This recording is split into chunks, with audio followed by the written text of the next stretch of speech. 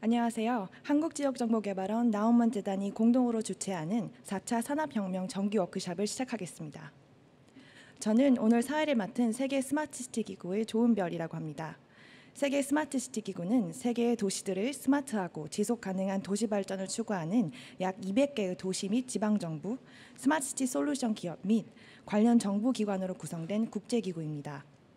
한국지역정보개발원과는 2016년에 나우먼 재단과는 2018년에 업무 협약을 맺은 인연이 있으며 이렇게 오늘 의미 있는 자리에 초청을 해주셔서 감사합니다. 먼저 크리스안 탁슬 나우먼 재단 한국사무소 대표님의 환영사로 근본 워크숍을 시작하도록 하겠습니다.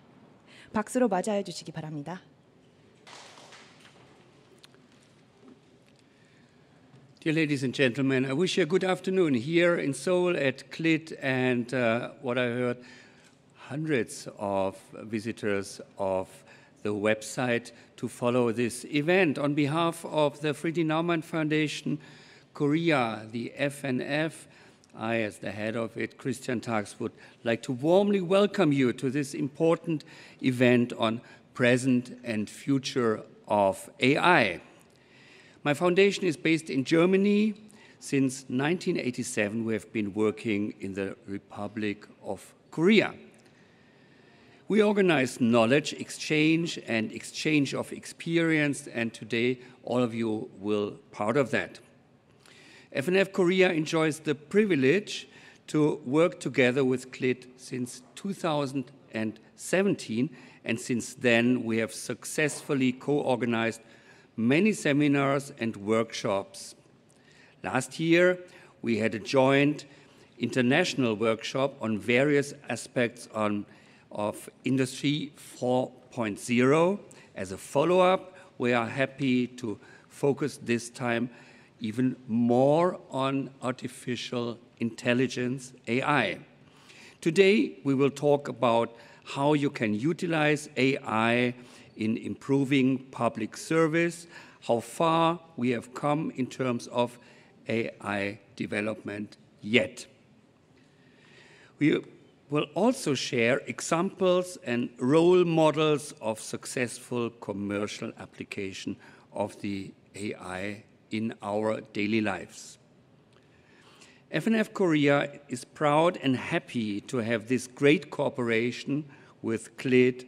By discussing today the use of AI in public service, we will not only speak about achievements and opportunities, but also about possible deficits and shortcomings, and we will discuss what needs to be done at this point. We will focus on both the public sector and the business perspective, and most important, we will ask about the use and challenges for the public, the citizens, who should always be in the center of all our considerations. My deepest thanks go to CLIT, the discussants of the afternoon, and especially to you, the participants in this event. I'm looking forward to the next 2 hours. Thank you very much for your attention. 감사합니다, 대표님. 탁스 대표님께서는 클리드와 FNF의 근본 협력을 축하하며 코로나 위기로 직접적인 접촉이 감소되고 있는 노력이 강화되고 있는 이 시기에 AI 기술이 가져올 수 있는 변화는 매우 의미 있고 클 것이라는 내용의 말씀을 전달해 주셨습니다. 오늘 AI 현재와 미래 워크숍에서는 인공지능 분야의 네 분의 전문가분들을 모시고 AI 기술 관련 정책, 민간 활용 사례, 그리고 전망에 대한 이야기를 나눠볼 시간을 갖겠습니다. 프로그램에 대해서 간단히 안내드리겠습니다. 발표 세션에서는 국회 입법조사처의 정준하 박사님께서 한국의 인공지능 정책의 주요 쟁점과 과제에 대한 발표를, 주식회사 알테라 대표의 김정배 박사님께서는 인공지능을 활용 사례에 대한 발표를 맡아주실 예정입니다. 두 분의 발표 후에는 성균관대 하이브리드 미래문화연구소의 김종규 수석연구원님과 국토교통과학기술진흥원의 스마트시티 사업단 PD 박진아 박사님을 모시고 발표 내용에 대한 토론을 진행하고 이어서는 질의응답 시간이 준비되어 있습니다. 시청자분들께서는 발표를 보시다가 궁금한 것이 생기시면 유튜브 플랫폼의 채팅 기능을 활용하셔서 언제든지 질문을 편하게 전달해 주시기 바랍니다.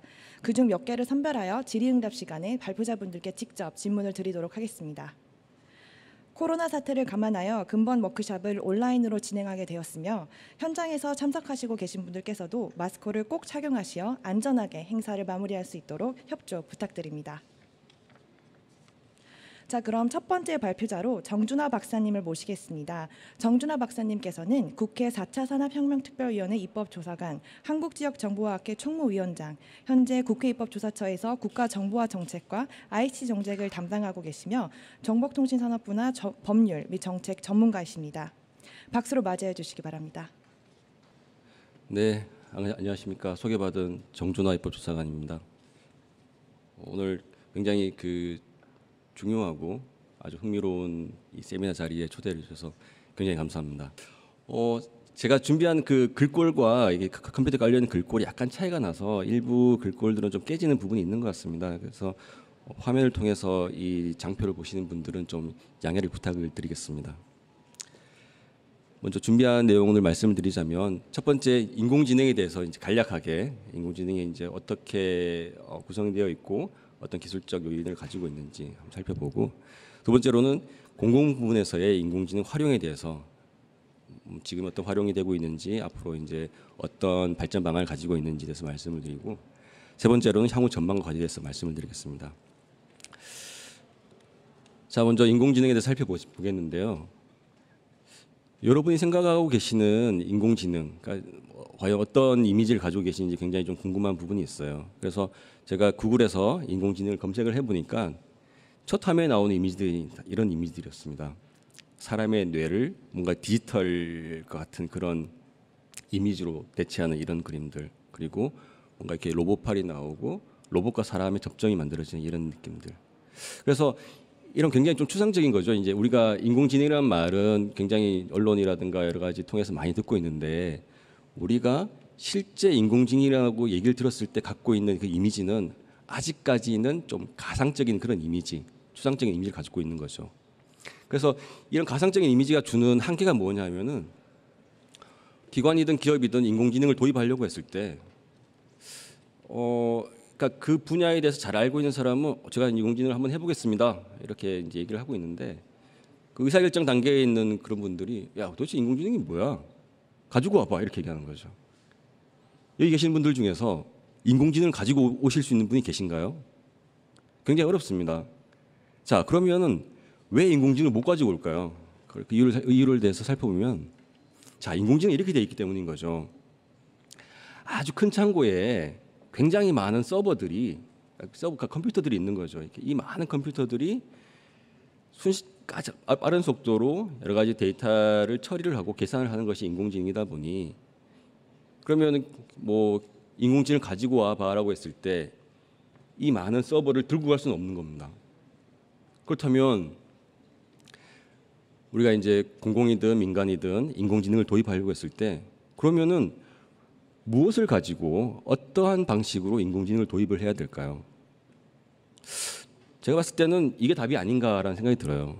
먼저 그런 인공지능이 프로세싱이 되는 것들을 스마트폰이나 아니면은 컴퓨터에 까는 방식. 두 번째로는 애플리케이션이나 프로그램화된, 그러니까 이용자들이 인공지능이 어떻게 돌아가는지까지 그 설비에 대해서 충분히 알 필요는 없고, 이용자들이 단순히 인공지능을 잘 활용할 수 있게 이용자 친화적인 그런 인터페이스를 만들어주는 것. 그 세 번째로는 우리가 너무나 친숙한 이런 포털 화면이라든가 인터넷 서비스 화면으로 인공지능을 구현해내는 것.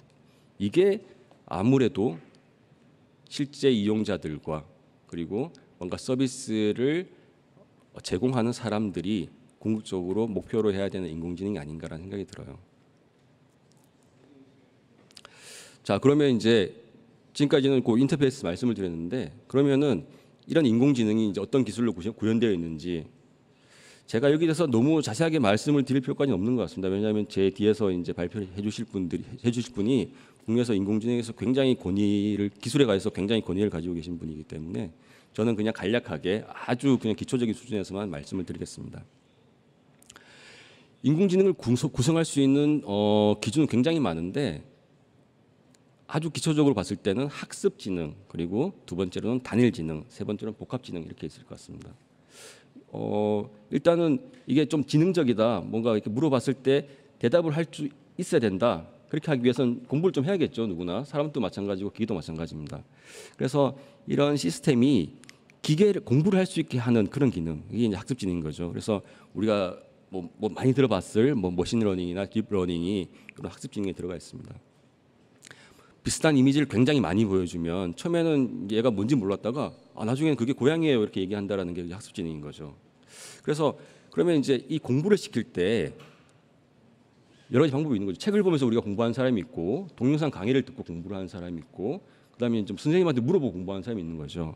그래서 선생님한테 물어보면서 공부를 하는 것, 그러니까 언어를 얘기하고 듣는 그런 지능이 이제 언어지능인 것이고, 동영상 강의를 듣는 것이 이제 시각지능인 것이고, 선생님한테 물어보는 것이 이제 뭐 책을 보고 선생님 묻는 것이 이제 청각지능, 이렇게 이제 여러 가지 우리의 그런 인간의 신경계를 본뜬 그런 지능이 이제 단일 지능인 것이고, 복합지능은 이제 약간 추상적인 개념이지만은 이제 이런 단일 지능과 학습 지능을 묶어서 현실 상황에서, 그러니까 현실에서는 뭐 책도 있고 말도 들리고 눈으로 보는 그런 복합적인 상황인 거죠. 이런 복합적인 상황에서 빨리 그 맥락을 파악해서 여러 가지 정보를 전달해 줄 수 있는 그런 것들이 이제 복합지능인 겁니다. 그래서 학습지능까지 발달되어 있는 그런 분야와 서비스가 있을 것이고, 단일 지능을 중심으로 한 그런 분야와 서비스가 있습니다. 우리가 이제 인터넷에서 온라인에서 이제 번역을 할 때, 온라인 번역을 할 때 우리가 이제 번역된 그 워딩을 치면 바로 번역문이 나오지 않습니까? 그런 것들은 이제 단일 언어 지능인 거죠. 굉장히 좀 이렇게 폐쇄된 형태로 이제 인공지능이 돌아가는 것이고. 근데 앞으로는 이제 좀 그 인간의 실생활에서 보다 적극적으로 효과적으로 사용하기 위해서는 아무래도 복합지능 쪽으로 인공지능이 발달해야 되지 않겠냐라는 생각을 할 수가 있을 것 같습니다. 자, 그러면 이제 기술 단계를 보자면 좀 이렇게 상단에 뭐 기술 발전 단계로서 1차, 2차, 3차, 4차로 이렇게 되어 있는데, 지금은 이제 2차 물결이라고 볼 수가 있죠. 이렇게 그 뭔가 이렇게 신경망에 대해서 우리가 이제 그 알아가는 그 신경망이 어떻게 디지털로 구현해내는지 이런 것까지 발전되어 있는 게 이제 현재의 인공지능 기술 수준이라고 볼 수가 있고, 그런데 이제 지금은 이제 우리가 그 굉장히 인공지능이 많은 것을 해결하고 인간이 가지고 있는 복잡한 문제까지 단번에 해결해 줄 거라고 생각을 하고 있지만 아직 3차 목표까지 못 갔다는 거죠. 이 유아 수준까지 못 갔다는 겁니다. 그러니까 제 딸이 지금 4살인데 유아 수준까지 못 갔다라는 거는 지금의 일반적인 인공지능 기술 수준이 4세 정도 수준까지는 뭐 못 간 게 아닌가, 그렇게 생각할 수 있을 거예요. 그러니까 너무 그 인공지능에 대해서 과잉 기대라든가 큰 우려를 표하시지 않아도 되고, 중요한 건 그겁니다. 인공지능의 발전 속도에 맞춰서 우리도 인공지능을 어떻게 활용하면 될지에 대한 그런 활용 전략이 같이 발전해 나간다는 거죠. 그러니까 기술이 뭐 굉장히 빨리 나가 있는데 우리가 그 응용이 그 기술을 따라잡는 그런 것도 아니고, 우리 요구사항이 굉장히 큰데 기술이 빨리 발전시켜야 되는 그런 상황이 아니라 기술과 그런 응용이 같이 발전해 나가면서 좀 더 인공지능을 실제 우리 생활에 도움이 될 수 있는 그런 인공지능을 만들어 나가는 그런 단계라고 볼 수 있을 것 같습니다.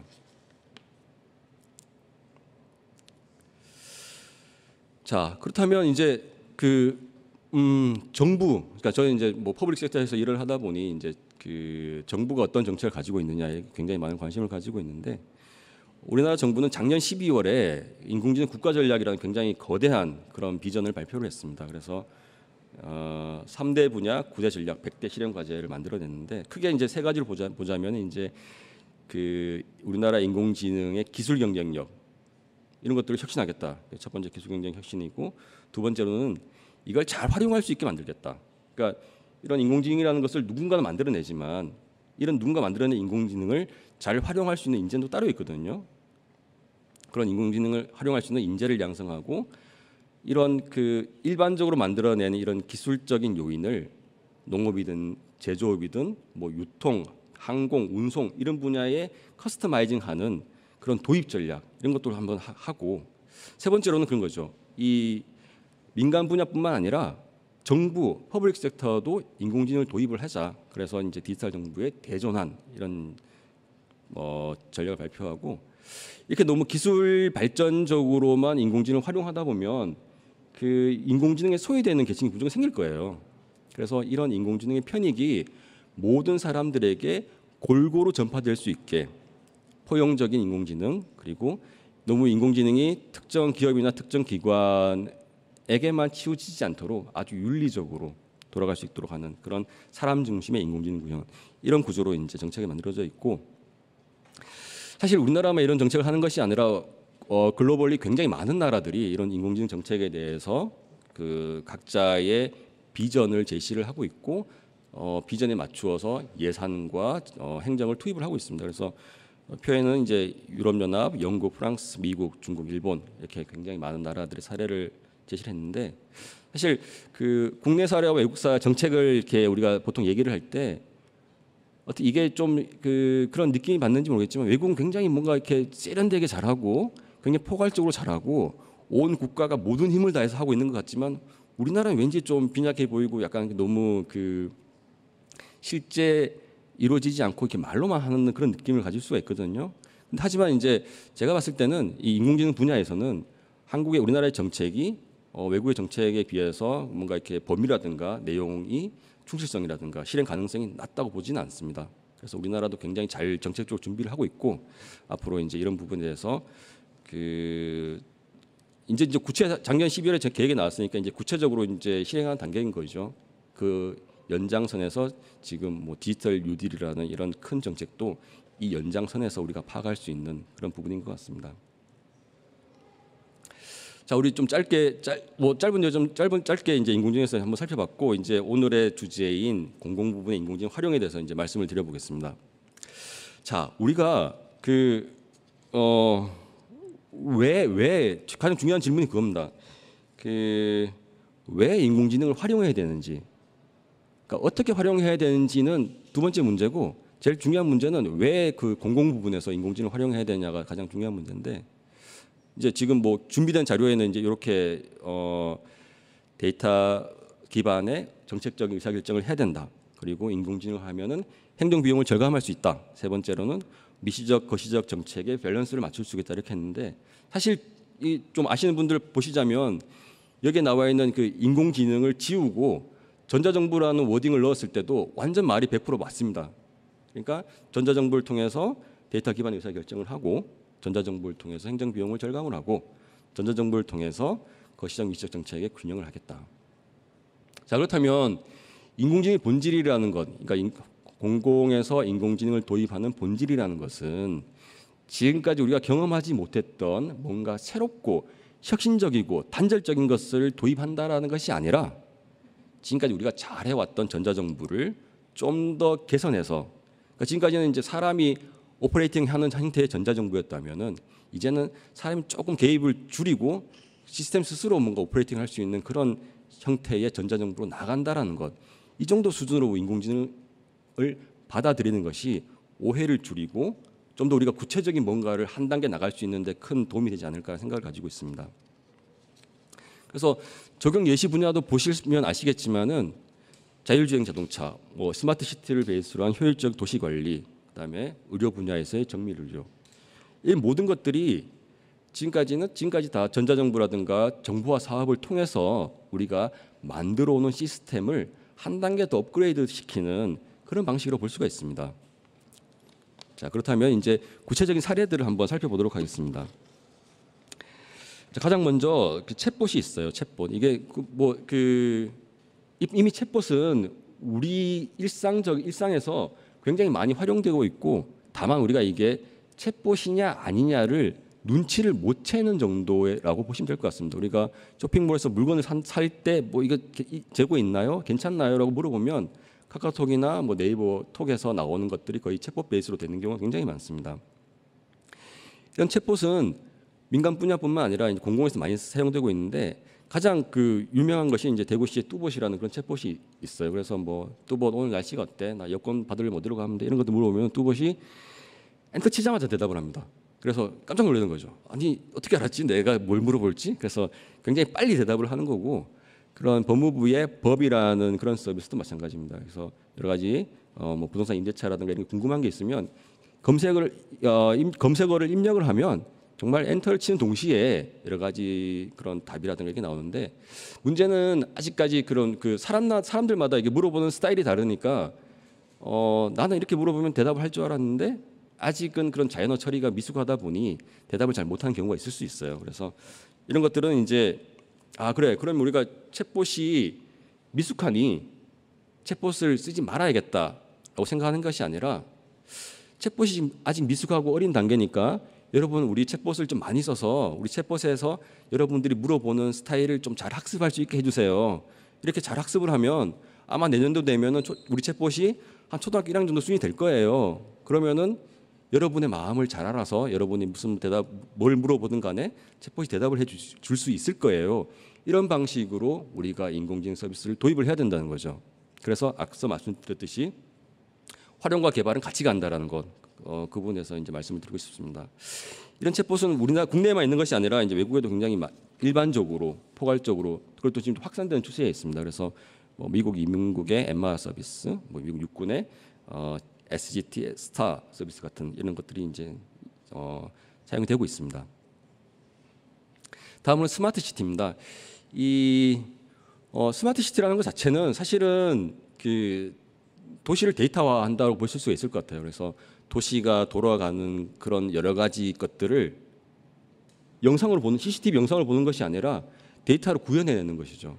그러면 이 구현해낸 데이터를 직접 그냥 저장만 할 것이냐? 그렇지 않습니다. 이 데이터를 분석을 해서 도시를 좀 더 효율적으로 그리고 주민들이 좀 더 편리하게 그리고 같은 자원과 같은 공간 내에서 더 많은 그런 생산이 이루어질 수 있게 하는 것이 이제 스마트 시티인데 이런 스마트 시티에 인공지능 기술이 굉장히 많이 들어간다는 거죠. 정확하게 말씀드리자면 인공지능 기술이 들어간다라기보다는 앞으로 들어갈 계획이라고 보시면 될 것 같습니다. 그래서 세종 스마트 시티라든가 다른 부산 스마트 시티 이런 스마트 시티에서 앞으로 이제 그런 사물 인터넷이라든가 여러 가지 데이터를 활용을 해서 도시의 운영, 관리, 서비스 공급과 같은 이런 전략들을 만들어낼 계획이고 그래서 앞으로 좀 두고 봐야 될 관망해 봐야 될 부분이 아닌가 생각이 듭니다. 자, 스마트 시티는 굉장히 큰 범위의 큰 데이터와 큰 기술을 가지고 이제 우리가 인공지능에 대해서 얘기를 했는데 지금 우리가 말씀드리는 금천구의 스마트 안전 골목길 사례는 굉장히 좁은 지역의 작은 데이터지만은 굉장히 정교한 그런 서비스를 제공하는 인공지능을 볼 수가 있습니다. 이게 뭐냐면은 사거리에서 그 좁은 골목길이다 보니까 운전자가 우회전을 갑자기 하다 보면은 오른쪽에 사람이 있을 수가 있는 거예요. 미처 준비를 못하면 간사한 접촉 사고가 나거나 굉장히 큰 인명 피해가 발생할 수 있는데 여기 그림에 이제 노란 그런 원형이 보이지는 모르겠지만 여기에 이제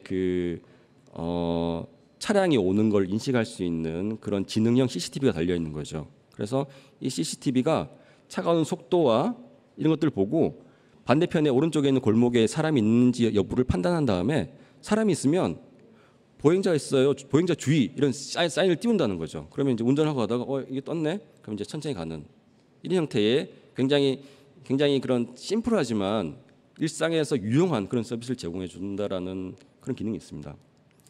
자, 이건 굉장히 재밌는 사례인데 제가 이걸 가지고 한번 생각을 해봤어요. 그래서 만약 우리 동네에 이게 있으면 어떨까? 그래서 이제 처음에는 이제 보행자 있으니까 한번 쓰겠죠. 근데 섰는데 보행자가 3초 뒤에 지나가는 거예요. 1초, 2초, 3초.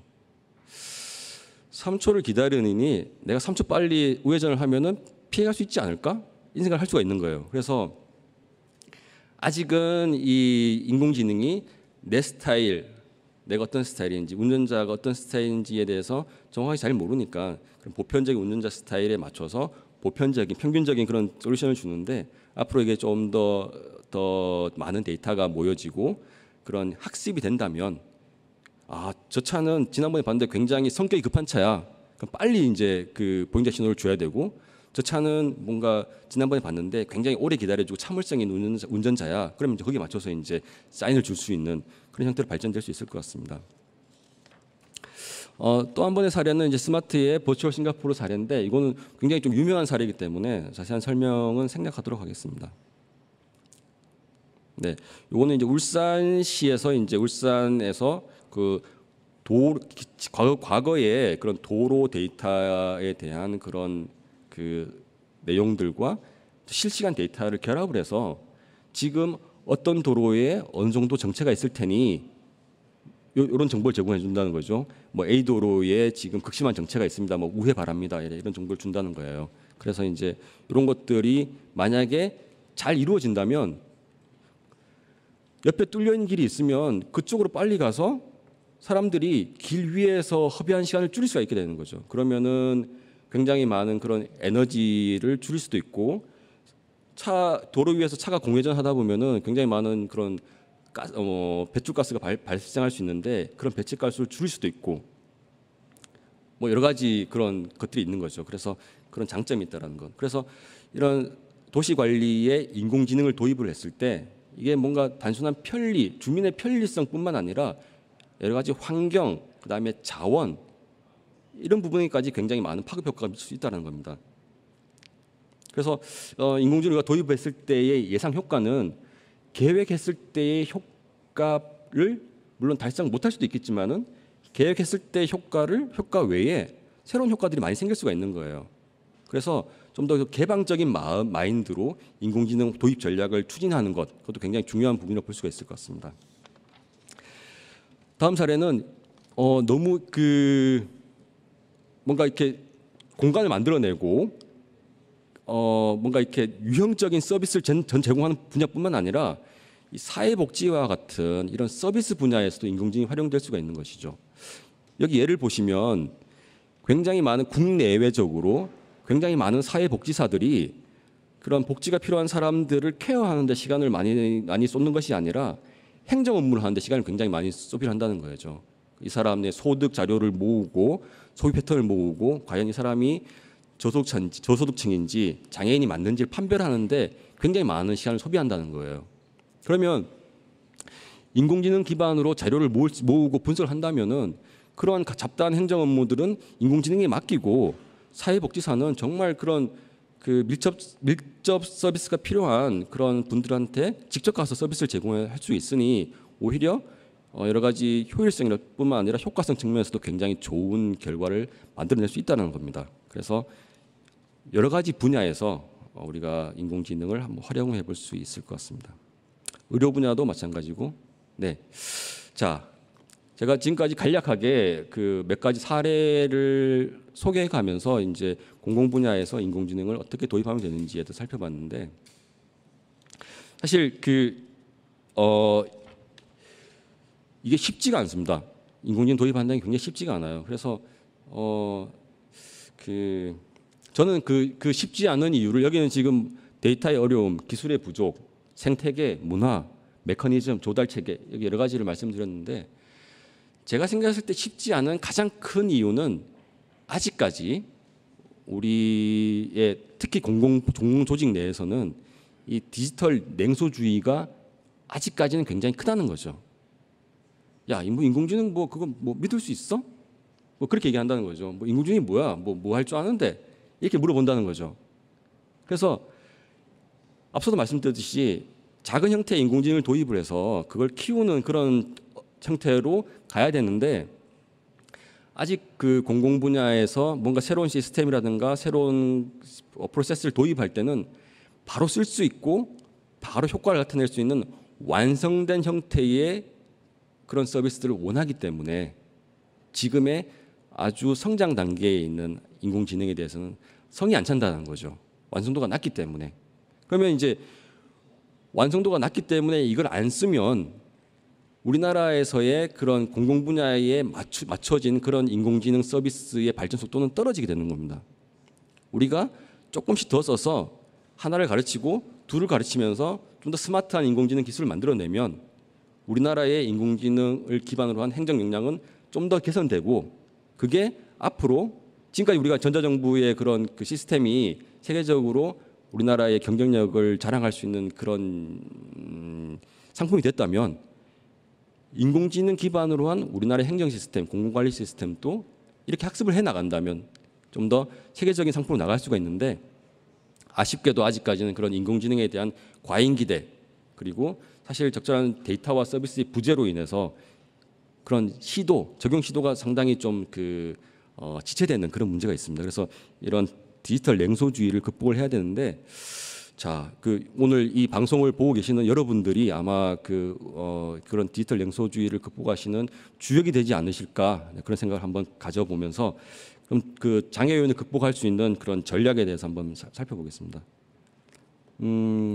전략을 말씀드리려고 했는데 기술이 나와버렸습니다. 그래서 기술에 대해서 한번 또 말씀을 안 드릴 수가 없는 상황이에요. 그래서 자, 이게 2018년도 기준으로 국가별로 이제 인공지능 기술이 어느 정도냐 이렇게 한번 조사를 했는데, 사실 뭐 미국이 탑 컨트리인 것 같습니다. 그래서 미국의 기술 수준을 100%로 봤을 때 우리나라의 기술 수준은 80% 정도인 것 같습니다. 그래서 이 기술 격차를 따라잡는 데는 약 2년의 시간이 걸리는 거고요.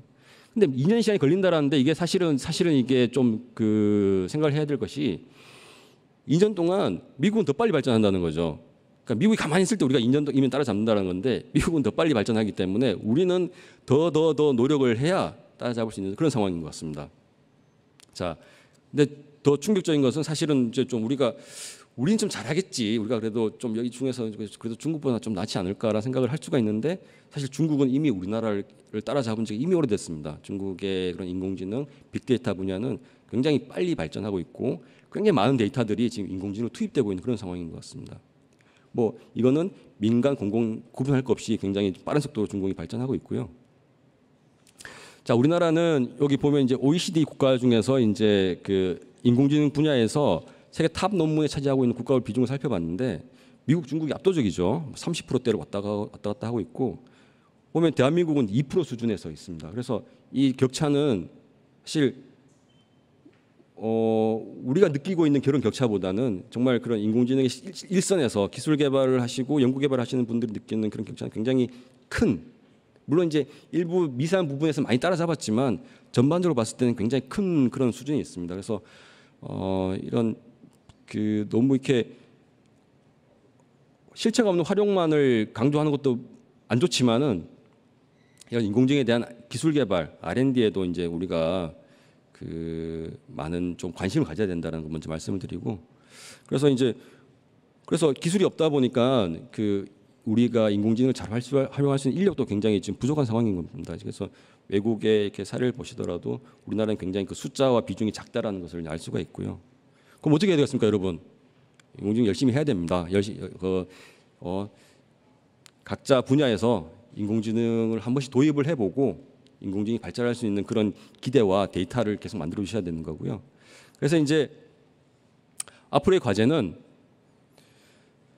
뭐 국가든 지방이든 기관이든 수준은 다르겠지만은 다 도입을 위한 그런 마스터 플랜을 가지고 계셔야 되는 것 같습니다. 마스터 플랜을 기반으로 해서, 그럼 이제 플랜만 있으면 되는 게 아닙니다. 우리가 데이터를 내놓지 않고 인공지능이 똘똘해지기를 기대할 수는 없습니다. 가지고 계시는 데이터 중에서 정말 그 분야에서의 학습이 될 수가 있고 뭔가 유의미한 발전을 낼 수 있는 그런 데이터는 과감하게 공유를 해야 되는 거죠. 그래서 그런 데이터를 많이 확보를 해야 되고, 자, 마스터 플랜과 데이터가 있으면은 이제 이걸 도입을 해야겠죠. 그럼 도입을 하고 그 도입한 엔지니어들을 우리 기관, 우리 회사에 같이 살 것이냐? 그렇지 않습니다.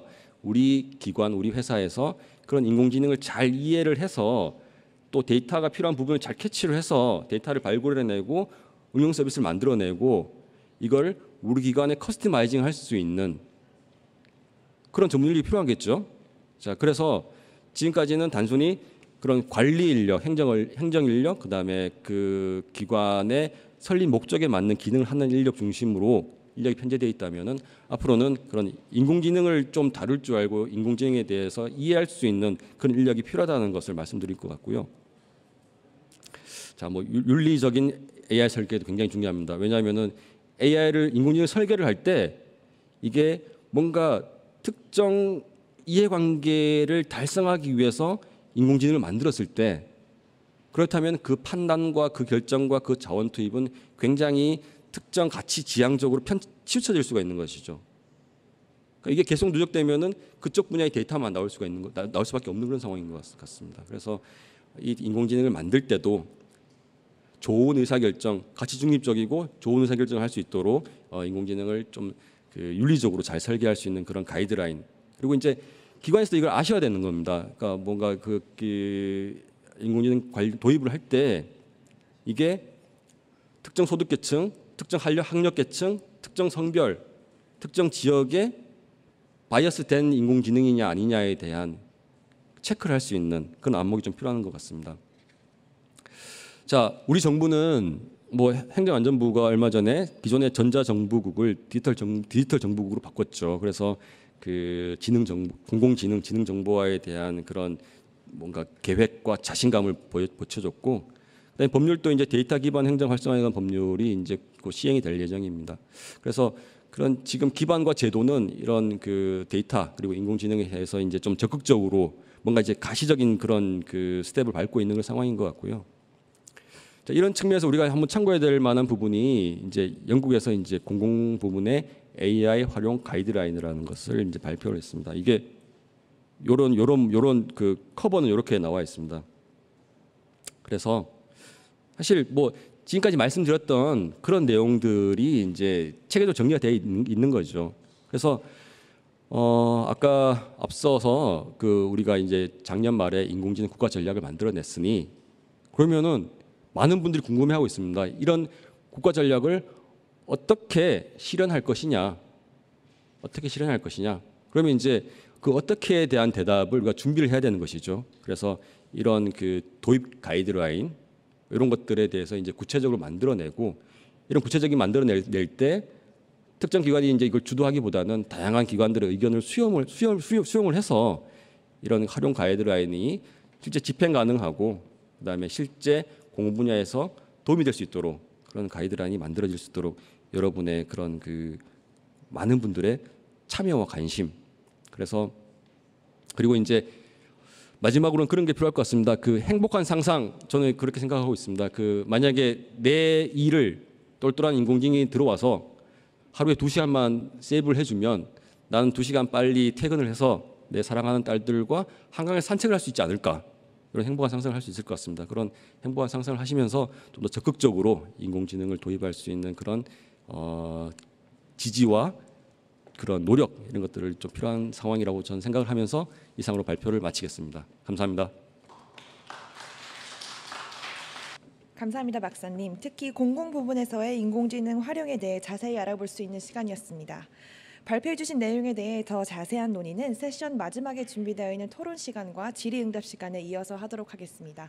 시청자분들께서는 발표 내용에 대해서 궁금한 사항이 있으실 경우 유튜브 채널 채팅을 통해서 계속해서 질문을 보내주시기 바랍니다.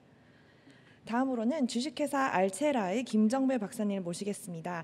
김정배 박사님은 영상인식 인공지능 분야 리딩 전문가로 삼성 종합기술원 전무연구원으로 활약을 하셨고 2016년부터는 영상인식, 증강현실, 영상데이터 전문기업 주식회사 알체라의 대표이사직을 맡고 계십니다. 박수로 맞이해 주시기 바랍니다. 네, 안녕하세요. 저는 주식회사 알체라의 대표 김정배라고 합니다. 오늘 이 자리를 마련해 주신 한국지역정보개발원과 프리디리 나우만 재단에 감사드립니다. 오늘 제목은 인공지능과 언택트의 만남이라는 주제로 발표를 하겠습니다. 먼저 저희 회사는 뭐 삼성이나 뭐 현대와 같은 큰 회사가 아니기 때문에 잘 모르실 것 같아서 아주 간단하게 저희 회사에 대해서 소개해드리고요. 그 다음에 이제 오늘 주제의 이제 인물 분석 AI 기술과 그 다음에 언택트 적용 사례에 대해서 말씀드리겠습니다. 뭐 시간이 더 허락된다면 AR이나 VADT 같은 이제 영상인식 인공지능 분야에 대해서도 더 말씀을 드릴 수 있을 것 같습니다. 먼저 저희 회사에 대해서 말씀을 드리면 이제 한참 알파고 이제 사태가 나왔던 2016년 3월에 이제 처음으로 이제 저희 회사를 만들 계획을 가지고 있다가 한 3개월 후인 2016년 6월에 이제 창업을 하게 되었고요. 저희는 이제 시작할 때부터 이제 영상인식 인공지능 분야로 시작을 하였습니다. 그래서 지금은 연구원 35명을 포함해서 한 60명의 인력이 이 분야에서 종사를 하고 있고요. 가장 유명한 이제 제품으로는 여러분들 많이 쓰시는 이제 네이버에서 만든 스노우 카메라라고 있습니다. 얼굴에다가 이제 스티커도 고양이 귀도 붙이고 뭐 재미난 스티커를 많이 붙이기도 하는데요. 바로 이제 그 기술이 이제 저희 기술을 바탕으로 해서 나온 서비스입니다. 그 외에도 한국 최초의 얼굴 인식 기반의 페이먼트인 신한 페이스페이도 이제 저희 회사의 작품이고, 현재는 인천공항 출입국 관리 시스템에도 이제 저희 기술을 이제 적용 중에 있습니다. 저희 회사는 작년 같은 경우는 이제 과기정통부 장관상이라든가 아니면 최우수 벤처기업으로 뽑히는 이제 그런 영광을 받기도 하였습니다. 현재 저희가 하고 있는 사업은 이제 얼굴 사업과 그다음에 AR 사업, 데이터 사업, VADT라고 하는 이상행동 감지 기술 사업을 하고 있지만, 오늘 주로 말씀을 드릴 것은 이제 데이터 사업 분야에 대해서 페이스 사업에 대해서 말씀을 드리도록 하겠습니다. 저희 회사 제품은 이제 딥러닝 기반, 그러니까 인공지능 중에 이제 요즘엔 거의 대명사와 같이 돼버렸는데, 딥러닝 기반의 이제 얼굴 인식 기술은 스노우 카메라나 아니면 신한 페이스페이를 통해서 이제 상용화를 했었고요.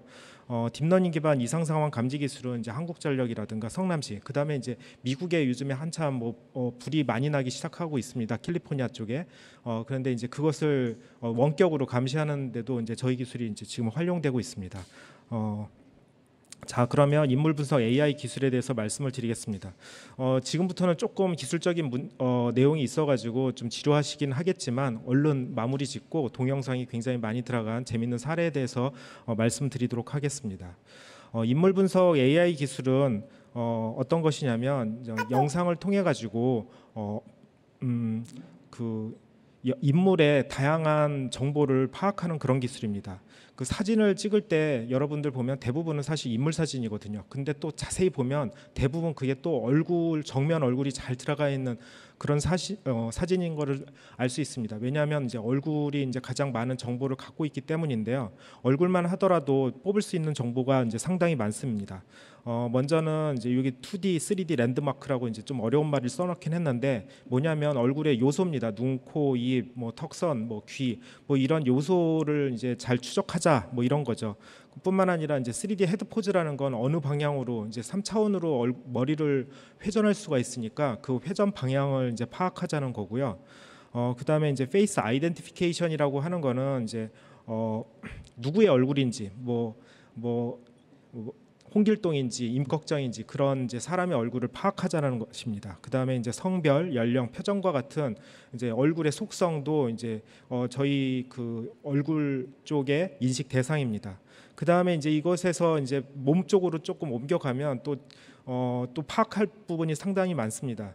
손의 분석, 그래서 손에 어디에 있는지, 그다음에 그 모양은 어떻게 되는지, 그다음에 그 뼈대 구조는 어떻게 되는지 그런 것까지 파악하는 것도 이제 상당히 중요한 이제 연구 토픽이고요. 그다음에 이제 바디, 이제 몸의 움직임과 그 행동, 어떤 이상한 행동 그런 것도 파악할 수가 있습니다. 휴먼 세그멘테이션이라고 해서 인물과 배경을 갖다 분리하는 것도 요즘에는 이제 상당히 이제 각광받고 있는 기술 중에 하나인데요. 이거는 이제 AR 쪽에서 이제 상당히 많이 쓰이고 있습니다. 이것을 좀 더 좁게 들어가면 이제 머리카락과 입술 이런 부분을 이제 분리한다든가 홍채를 얼굴에서 분리한다든가 해서 그것을 다른 것으로 바꾸는 그런 기술로도 응용이 가능합니다. 얼굴 인식, 다시 말해서 누구의 얼굴인지 파악하는 기술만 하더라도 여러 가지 기술의 조합입니다. 먼저 전체 영상에서 얼굴이 어디 있는지 그런 바운딩 박스라고 해서 상자 하나를 찾는 것이 이제 가장 기초적인 기술이고요. 얼굴 검출 또는 FD라고도 이제 줄여서도 얘기합니다. 이렇게 찾게 되면 그 안에서 이제 얼굴의 구성 요소인 눈썹, 눈, 코, 입, 턱선을 찾게 되는데 이것을 페이스 랜드마크 에스티메이션이라고 합니다. 이렇게 찾게 되면 이것을 가지고 정면으로 또 바꾸는 이제 페이스 얼라이먼트라는 과정을 가게 됩니다. 이렇게 해서 눈, 코, 입을 한 곳에다가 다 일정한 위치에다가 옮기고 난 다음에는 여기서부터 그 다른 사람과 구분할 수 있는 특징, 그 피처, 페이셜 피처라는 것을 뽑게 됩니다. 그렇게 뽑은 것을 가지고 저장 한번 하고 그 다음에 또 다른 얼굴에 대해서 이제 뽑은 다음에 두 사람 얼굴이 같은 사람인지 아닌지는 바로 그 페이스 피처, 페이셜 피처를 통해 가지고 비교를 함으로써 알 수가 있습니다. 얼굴의 랜드마크, 그러니까 눈, 코, 입을 찾는 거는 굉장히 많이 이제 사용되고 있습니다. 얼굴 인식뿐만 아니라 얼굴을 가지고 하는 이제 증강현실 부분, 그러니까 스노우 카메라가 이제 전형적인 예죠. 그 눈썹 부분을 아니면 눈 위치를 정확하게 알아야지 거기에다가 뭐 가상의 재밌는 안경도 붙일 수 있고 뭐 고양이 귀도 붙일 수 있지 않겠습니까? 그렇게 해가지고 찾는데 저희들은 이제 106개의 이제 점을 찾도록 하고 있고요. 여기에는 이제 인공지능 기술 중에 영상 인식에서 굉장히 많이 쓰이는 기술이 있습니다. 컨볼루셔널 뉴럴넷이라고 해서 이제 필터를 이제 그 뉴럴넷을 통해 가지고 그 값을 갖다 찾아나가는 그런 학습을 통해서 찾아가는 그런 방식이 있습니다. 그 기술을 이제 주로 사용하고 있고요. 그 다음에 여기서 사용되는 그 학습이 또 이제 뉴럴넷이라고 그러면 결국은 이제 학습 DB가 상당히 중요하거든요. 그래서 학습 DB에 사용하는 게 저희가 거의 300만 장도 넘는 굉장히 다양한 영상이 사용되고 있고요. 뭐 찡그린 얼굴, 그 다음에 뭐 성별도 다르고 인종도 다르고 그 다음에 나이도 다르고 그 다음에 그런 굉장히 많은 영상들이 이제 사용되고요. 심지어 요즘에는 또 마스크까지 이제 씌워진 상태, 선글라스 그럼에도 불구하고 눈이나 코나 입을 갖다가 추정해낼 수 있는 그런 안정적인 알고리즘을 찾기 위해서 애초에 그런 영상을 많이 집어넣어서 학습을 많이 시키고 있습니다. 예, 여기서 보면 이제 한 여자분이 고개를 돌리고 있는데요. 이게 핸드폰에서 실시간으로 동작하는 모습입니다. 근데 입력 영상은 3D 카메라도 아니고 2D 그냥 칼라 카메라입니다. 일반 카메라. 그럼에도 불구하고 얼굴에 3D 구조를 정확하게 찾고 있지 않습니까? 이 기술이 바로 이제 저희가 창업을 했을 때 4년 전에 세계 세 번째로 만든 기술입니다. 페이스북, 그다음에 스냅챗 다음으로 만들어서 이제 스노우 카메라에다 적용한 굉장히 정확한 기술이라고 할 수가 있습니다. 이 기술의 바탕에는 옆에 보는 것 같이 2D 랜드마크를 찾는 기술이 이제 기본이 되어 있고요. 106개의 이제 빨간 점을 잘 찾아야만이 다음 왼쪽에 있는 이제 굉장히 덴스한 아주 밀집도가 높은 그러한 그 메쉬 모델의 움직임을 찾아나갈 수가 있습니다. 얼굴의 특징이라는 건 아까 말씀드린 대로 이제 누구의 얼굴인지를 파악하기 위해서 뽑는다고 했는데요. 저희는 이제 이미지 넷 챌린지라고 해서 이쪽에 영상 인식과 관련된 AI의 어떤 콘테스트가 있거든요. 굉장히 많은 학교와 회사들이 서로 경쟁하는데 거기서 우수한 성적을 얻은 좋은 네트워크를 바탕으로 해서 그것을 또 계속 개발 발전시켜서 저희 엔진을 만들어 나가고 있습니다. 여기서 사용되는 그 학습 DB만 하더라도 여기는 이제 900만 장이라고 되어 있는데요. 지금은 거의 저희가 수천만 장 수준까지 올라가고 있습니다. 사실 얼굴 하나를 제대로 인식하기 위해서는 수십만 명의 아니면 또는 이제 수백만 명의 영상이 필요합니다. 사실 이제 중국의 이제 AI 회사들은 초기에 이제 설립했을 때 이제 중국 정부로부터 뭐 주민증 DB를 뭐 거의 무상으로 받아가지고 그걸로 학습 DB 하곤 했지만 이제 한국 회사가 이제 그런 불법을 할 수는 없고 정부도 뭐 그렇게까지 하고 있지는 않습니다. 데이터 법이 저희들은 굉장히 강하기 때문에 그래서 저희 회사 같은 경우는 이 경우에 다 이제 사람들한테 돈을 주고 데이터를 갖다 이제 사는 그런 방식을 했는데 작년만 하더라도 거의 4,000명을 모아가지고 그 중에 한 1,000명은 또 외국인입니다. 모아가지고 사진을 찍고 그 다음에 이것을 학습하는 그런 과정을 거치고 있습니다. 여기 앞에서 보면 이 얼굴 인식의 이제 속도를 이제 잠깐 여기 써 있는데요. 이게 이제 GPU라고 하는 이제 그래픽 그 프로세스를 이제 장착한 이제 그런 기기일 경우에는 하나의 얼굴을 이제 특징을 뽑는데 16mm 뭐 아니면 13mm 이 정도면 정말 실시간이거든요. 영상 하나가 들어오는 거는 이제 1초에 30장이 들어오기 때문에 33ms 안에만 처리하면 그냥 실시간이라고 할 수가 있습니다. 근데 그거보다 빠르기 때문에 모든 것이 다 실시간으로 처리되고 있다는 것을 알 수가 있습니다. 자, 이거는 이제 얼굴 인식, 누구의 얼굴인지 파악하는 이제 그런 경우 이제 데모 동영상입니다. 여기 보면 여러 명의 얼굴에 대해서 그 사람의 이름이 이제 적히지 않았습니까? 그래서 저희 기술은 어느 정도 수준지를 말씀을 드리겠습니다. 이거는 바로 이제 그 기술을 이용해 가지고 웍스루로 얼굴 인식한 그런 사례입니다. 저희 회사 이제 연구소에다가 설치해 놓은 건데요. 여기 보는 바와 같이 이분이 지나가면서 카드키를 대거나 아니면 뭐 지문 인식한다고 잠깐 멈춰가지고 손을 대거나 그런 모습이 없이 그냥 얼굴 인식만 돼가지고 문이 열리고 있지 않습니까? 이러한 동일한 게 있는데 지금은 세종 청사에 지금 한 개 게이트를 저희가 받아가지고 그쪽에 설치해 놓고 있습니다. 혹시 세종 청사에 가시면 그쪽에서 직접 보실 수가 있습니다. 저희 기술의 수준에 대해서 말씀을 드리겠습니다. 여러분들 신문 지상에서 본다면 얼굴 인식 얘기 나오면 그 중국 회사 굉장히 잘한다는 얘기 들었어 그러실 겁니다. 근데 우리나라에도 이제 저희 같은 알체라 같은 회사가 그들 못지않은 기술을 갖고 있다라는 걸 갖다가 알려드리려고 이 페이지를 준비했습니다. 이거는 바로 이제 작년에 얼굴 인식 이제 벤더 테스트를 이제 보여드리는 건데요. 이게 이제 니스트라고 하는 이제 미국 국립표준기술연구소의 국가기관입니다. 거기서 매 4년마다 얼굴 인식을 테스트를 하고 있습니다. 제가 알기로 이제 1996년인가 93년부터 계속 하고 있습니다. 거의 올림픽이라고 생각하시면 됩니다.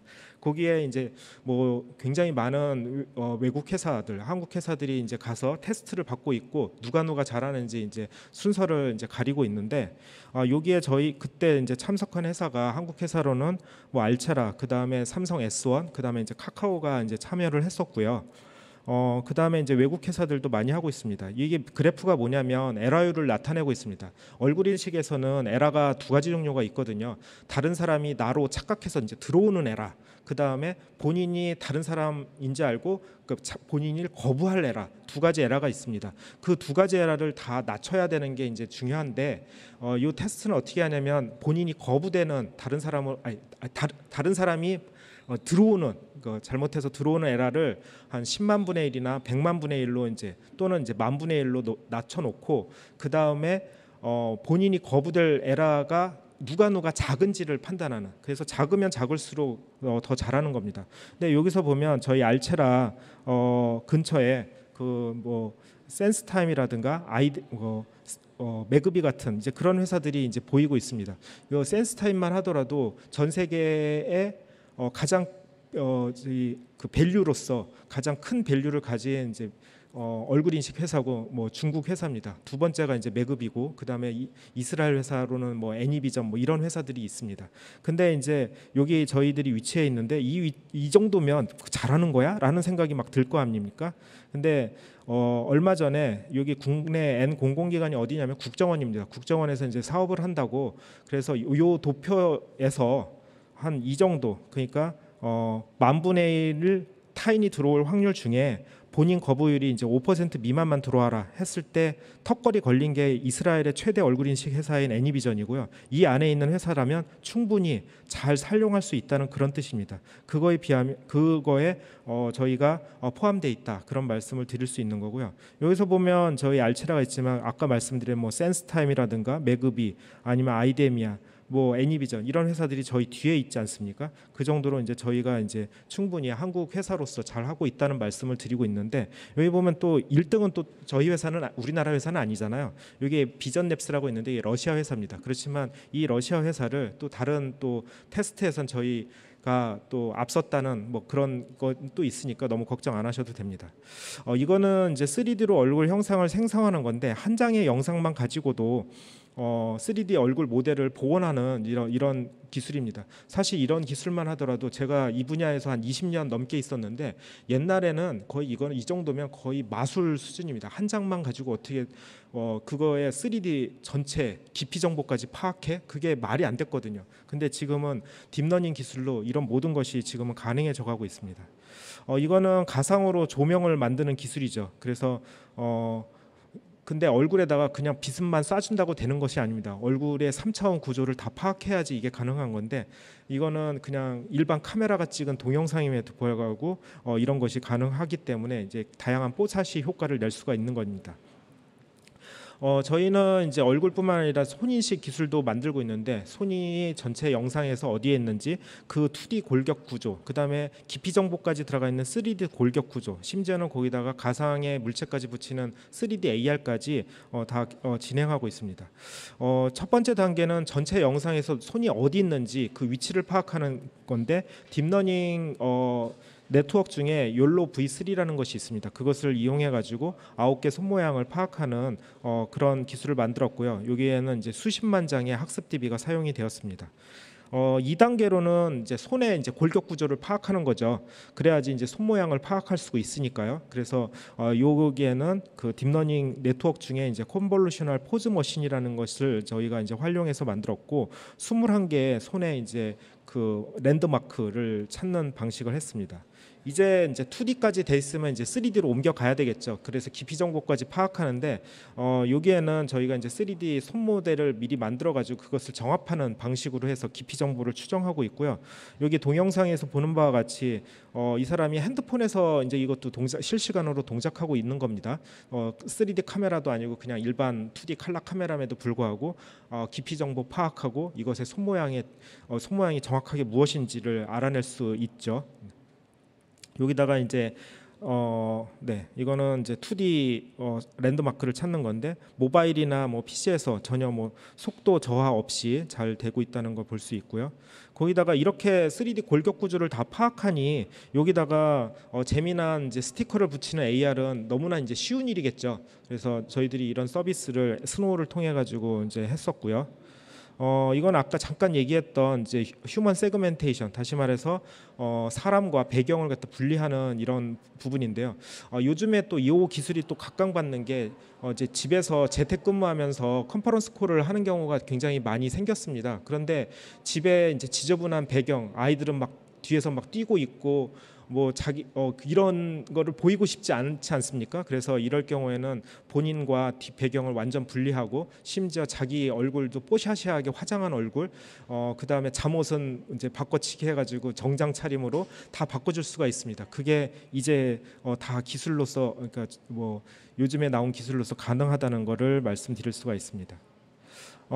그러면 이번에는 이제 이렇게 딥러닝에 대해서 이제 간략하게 말씀을 드렸고, 요즘에 이제 각광받는 이제 분야인 언택트와 딥러닝 이런 AI 기술이 어떻게 접목이 되는지 그런 거에 대해서 말씀을 드리겠습니다.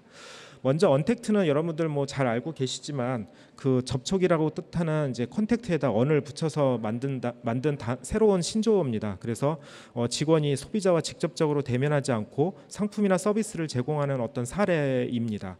최근에 언택트가 주목받은 이유는 세 가지 이유가 있습니다. 첫 번째는 1인 가구가 이제 급증해서 대면 관계를 꺼리는 소비자 태도가 이제 생겼다라는 거죠. 입니다. 특히나 이제 밀레니얼 세대라고 해서 20대, 30대 친구들이 이제 많이 이제 이런 경향이 나타나고 있고요. 두 번째는 이제 기업 자체에서의 요구가 좀 있습니다. 비용 절감 이제 효과겠죠. 사실 그 그러니까 최저 임금이 오르건 안 오르건 사실 굉장히 그 임금은 이제 상당히 높아진 거는 어쩔 수가 없습니다. 사실 우리나라 임금하고 이제 저희 회사도 이제 베트남에 진출해 있는데 베트남 그 임금 구조를 보면 비교가 안 되거든요. 베트남 같은 경우는 월 급여가 이제 초봉이 한 25만 원 정도예요. 그러니까 우리나라가 최저 임금이 오르든 안 오르든 그거하고 아무 상관없이 일단 상당히 차이가 나는 건 사실입니다. 그다음에 이제 세 번째가 요즘에 이제 가장 중요한 문제인데 코로나19의 영향으로 매장 방문이나 대면 회의에 대한 이제 거부감이 이제 증대됐다는 이유가 있습니다. 이런 이유 때문에 요즘에 언택트가 상당히 이제 주목을 받게 되었습니다. 오프라인 매장이나 아니면 온라인에서도 언택트가 이제 상당히 많이 사용되고 있습니다. 오프라인 매장에서는 이제 키오스크형으로 뭐 은행 ATM이라든가 탑승권 발행 등등 해서 많이 사용하고 있고, 요즘에는 식당에도 이러한 그 키오스크형 언택트 사례를 많이 볼 수가 있습니다. 그다음에 로봇형도 있습니다. 혼자 움직여가지고 커피도 만들고 그다음 안내도 하는 이제 그런 경우가 있고요. 그다음에 온라인에서는 여러분들 뭐 이미 엄청 잘 쓰고 계시죠. 뭐 온라인 매장이 있고 뭐 온라인으로 음식 주문도 하고 뭐 넷플릭스 영화도 뭐 요새 뭐 그 사상 최대의 뭐 주가를 뭐 경신하고 있고 뭐 이러고 있습니다. 그다음에 이제 사용자 인증은 이제 비대면 금융계좌 개설, 요즘에 이제 많이 각광받고 있는 이제 그런 분야라고 할 수가 있습니다. 언택트의 장점이라고 하면 이제 손님과의 대화가 불필요하기 때문에 효율적인 의사소통이 된다는 것이 장점입니다. 조금 나이 드신 분이라면 이게 무슨 소리인가 하겠지만 젊은이들은 약간 이제 그런 걸 또 원하거든요. 그래서 주문과 결제는 기계가 하고 사람은 이제 중요한 중요한 직무만 이제 집중하도록 하는 게 바로 이거고요. 그렇지만 또 단점도 당연히 있죠. 기계에 미숙한 이제 노인이나 초보자에게는 상당히 불편합니다. 그럴 때는 이제 사람 도우미가 옆에 도와서 이제 가이드하는 것이 이제 필요하다고 할 수가 있습니다. 언택트 산업은 뭐 여기 뭐 다 여러분들 아시는 분야입니다. 뭐 키오스크라든가 이커머스, 온라인 교육 등등이 있고, 특히나 요즘에는 뭐 유통업 분야에서 상당히 많은 산업이 이제 커져가고 있습니다. 언택트에 사용되는 AI 기술은 이제 제가 좀 말씀드릴 수 있을 것 같은데요. 이제 핀테크가 바로 이제 금융하고 이제 기술이 만난 그 새로운 산업 아니겠습니까?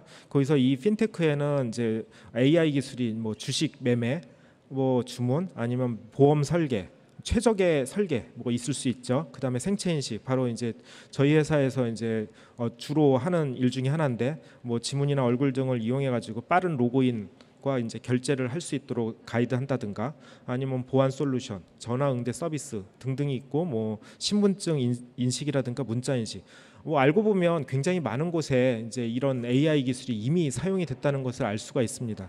뭐 유통업도 뭐 로봇도 많이 사용하고, 그 다음에 이런 재고 관리에도 AI 기술이 사용돼서 굉장히 효율적으로 관리를 이미 하고 있습니다. 뭐 무인 점포는 뭐 말할 것도 없겠죠. 아마존고 같은 경우를 보면 IoT나 이제 카메라를 이용해서 상품 인식하고요. 심지어 매장 안에 딱 들어와 가지고 나는 뭐 예를 들어서 뭐 휴지 하나 사려고 그러는데 도대체 어디로 가야 되지? 라고 했을 때 매장 내에 이제 지도 서비스 그런 것도 다 AI 기술로 또 가능합니다. 그러면 저희 이제 회사가 직접 참여했거나 아니면 이제 좀 관련된 분야에 대해서 사례에 대해서 뭐 많이 말씀을 드리겠습니다. 먼저는 이제 비대면 계좌 개설입니다. 이 계좌라는 건 금융 계좌인데 은행 계좌에 있을 수도 있고 뭐 증권 계좌에 있을 수도 있습니다. 이렇게 비대면으로 계좌를 개설하려고 그러면 신분증 진위 확인을 해야 됩니다. 그런데 우리나라에서 사용되는 신분증이 아시겠지만은 여러 가지가 있습니다. 여기 써 있듯이 주민등록증, 운전면허증, 여권, 외국인 등록증 등이 있는데 여기가 관련된 부처가 다 다릅니다. 주민증이면 행안부, 운전면허증이면 경찰청, 여권이면 외교부, 외국인 등록증은 법무부입니다. 다 주무 부서가 다른데 어쨌든 여기에서 이런 진위 여부를 확인을 해줄 수 있으면 참 좋겠는데 아직 다 되어 있지 않다는 게 문제입니다.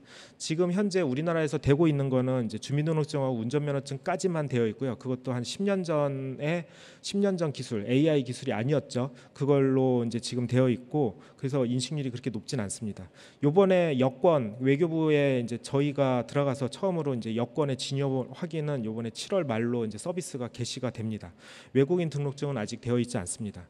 이게 되려고 하면은 이런 등록 쪽에서 먼저 그 인공지능 엔진이 이제 입주해 있어야 됩니다. 그쪽 뭐 예를 들어서 뭐 외교부의 여권을 접속할 수 있는 그런 엔진이 이제 이미 있어야 되고요. 그다음에 어떤 사람이 뭐 계좌를 개설하려고 이제 은행을 방문을 했거나 아니면 집에서 비대면으로 신분증을 촬영해 가지고 보내줘요. 그러면 이게 그 사진이 위조됐는지 안 됐는지를 파악하기 위해 가지고 행안부를 금결원을 통해 가지고 보냅니다. 특징을 뽑아서. 그러면 그것이 이제 예를 들어서 외교부나 뭐 행안부로 가가지고 비교를 매칭을 하고 그게 위조됐어 아니면 위조 안 됐어라는 yes, 오와 no라는 그런 답을 다시 보내주는 그런 방식을 하고 있습니다. 이거는 이것도 여전히 이제 비대면으로 통장을 개설을 할 때 쓰이는 건데 그 사람의 얼굴과 그 다음에 가지고 있는 신분증 둘을 비교하는 겁니다. 아까하고는 좀 다르죠. 아까는 신분증 자체의 위조 여부를 파악하는 거라면 이거는 들고 있는 그 사람 얼굴과 비교하는 건데, 이것도 지금은 다 영상 통화를 통해 가지고 사람이 다 얼굴을 쳐다보고 있었거든요. 그래서 두 사람은 같은 사람이야라고 판단하는데 그게 얼마나 힘든 작업이겠습니까? 사실 신분증은 굉장히 크랙이라고 도 있고 그 다음에 홀로그램도 있어가지고 상당히 파악하기가 어렵거든요. 이런 것도 다 자동으로 가능합니다. 이거는 최근에 체온 측정까지 들어가 있는 얼굴 인식 기기인데 이게 보시는 바와 같이 얼굴과 그 사람의 아이디, 그 사람의 이름과 그 다음에 온도를 정확하게 알 수 있는 이제 그런 장비입니다. 최근에 학교에서도 하루에 수차례 체열 측정을 한다든가 아니면 이제 뭐 교회, 학원, 아니면 버스, 지하철 등 아니면 건물에서도 계속해서 온도 체크를 하고 있지 않습니까? 그거를 사람이 직접 하는 것보다 이렇게 자동으로 기계를 하는 것을 이제 점점 선호하는 이제 상황이 되었고요. 이런 기계들이 이제 점점 많이 퍼져나가고 있습니다. 이거는 이제 비대면으로 오프라인 결제를 하는 경우인데요. 제가 말씀드렸듯이 이제 저희 기술을 사용해 가지고 신한 페이스페이라는 것을 만들었는데 이것이 이제 금융권 최초, 전 세계적으로는 3번째입니다. 그래서 현재 CU 매장이나 아니면 식당에서도 이제 사용할 수 있도록 되어 있고요. 한양대학교의 15개 매장에서는 이미 이제 누구나 사용할 수 있도록 오픈되어 있습니다. 그리고 이거는 이제 비대면으로 이제 출입 그 관리국에 누군가하고 뭐 계속 물어보고 얼굴 쳐다보면서 얘기하는 것이 아니라 자동으로 출국을 할 수 있는 이제 그런 시스템이죠. 여러분들 이미 이제 인천공항에서 많이 경험을 했지만 그거하고는 좀 다른 모습이 이거는 웍스루라고 해서 그냥 걸어가면서 자동으로 인식되는 이제 그런 모습입니다. 그래서 훨씬 더 이제 빠른 시스템이라고 할 수 있겠죠. 그 다음에 아까 잠깐 얘기했던 이제 비대면으로 화상 회의를 할 때 이때도 이제 가상 배경이나 가상 옷, 가상 화장 등을 할 수 있다면 훨씬 더 이제 편안한 마음으로 집에서 이제 화상 회의를 할 수가 있겠죠.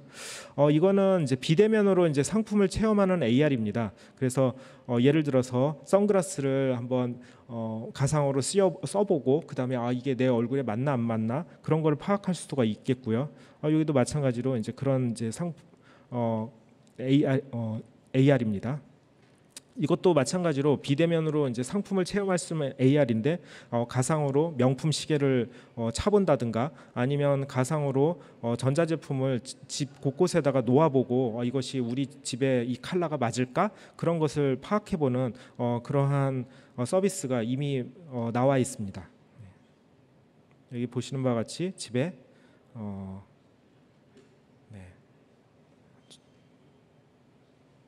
냉장고를 넣어야 되는데 이렇게 놓고 그 안에 이제 동작시키고 그런 것이 이제 가능하지요. 이거는 이제 비대면으로 대형 이제 상점을 이제 파악할 수 있는 이제 그런 AR인데요. 이제 글라스를 끼고 그 다음에 장갑 또는 아니면 이런 이제 포인터를 들고서는 상품을 구매할 수가 있습니다. 이런 거는 이제 비대면으로 이제 옷을 입어보는 가상으로 입어보는 이제 그러한 예라고 할 수가 있겠죠. 요즘은 기술이 많이 좋아져가지고 옛날에는 옷에 그 흔들거리는 옷감 재질을 옛날에는 그걸 제대로 못 만들어가지고 굉장히 어색하고 했는데 지금은 상당히 이제 좋은 기술이 많이 나와가지고 여러분들 쓰는데 불편함이 없을 정도까지 나와 있습니다. 이거는 이제 가상으로 상품 이제 신발을 이제 신어보는 이제 그런 서비스인데요. 이거는 뭐 핸드폰 앱으로도 이미 나와 있고 여러분들 뭐 자유롭게 다운 받아가지고 해볼 수가 있습니다. 그래서 뭐 나이키를 신던지 뭐 스펙스를 뭐 신던지 뭐 이런 등등의 뭐 체험을 할 수가 있습니다.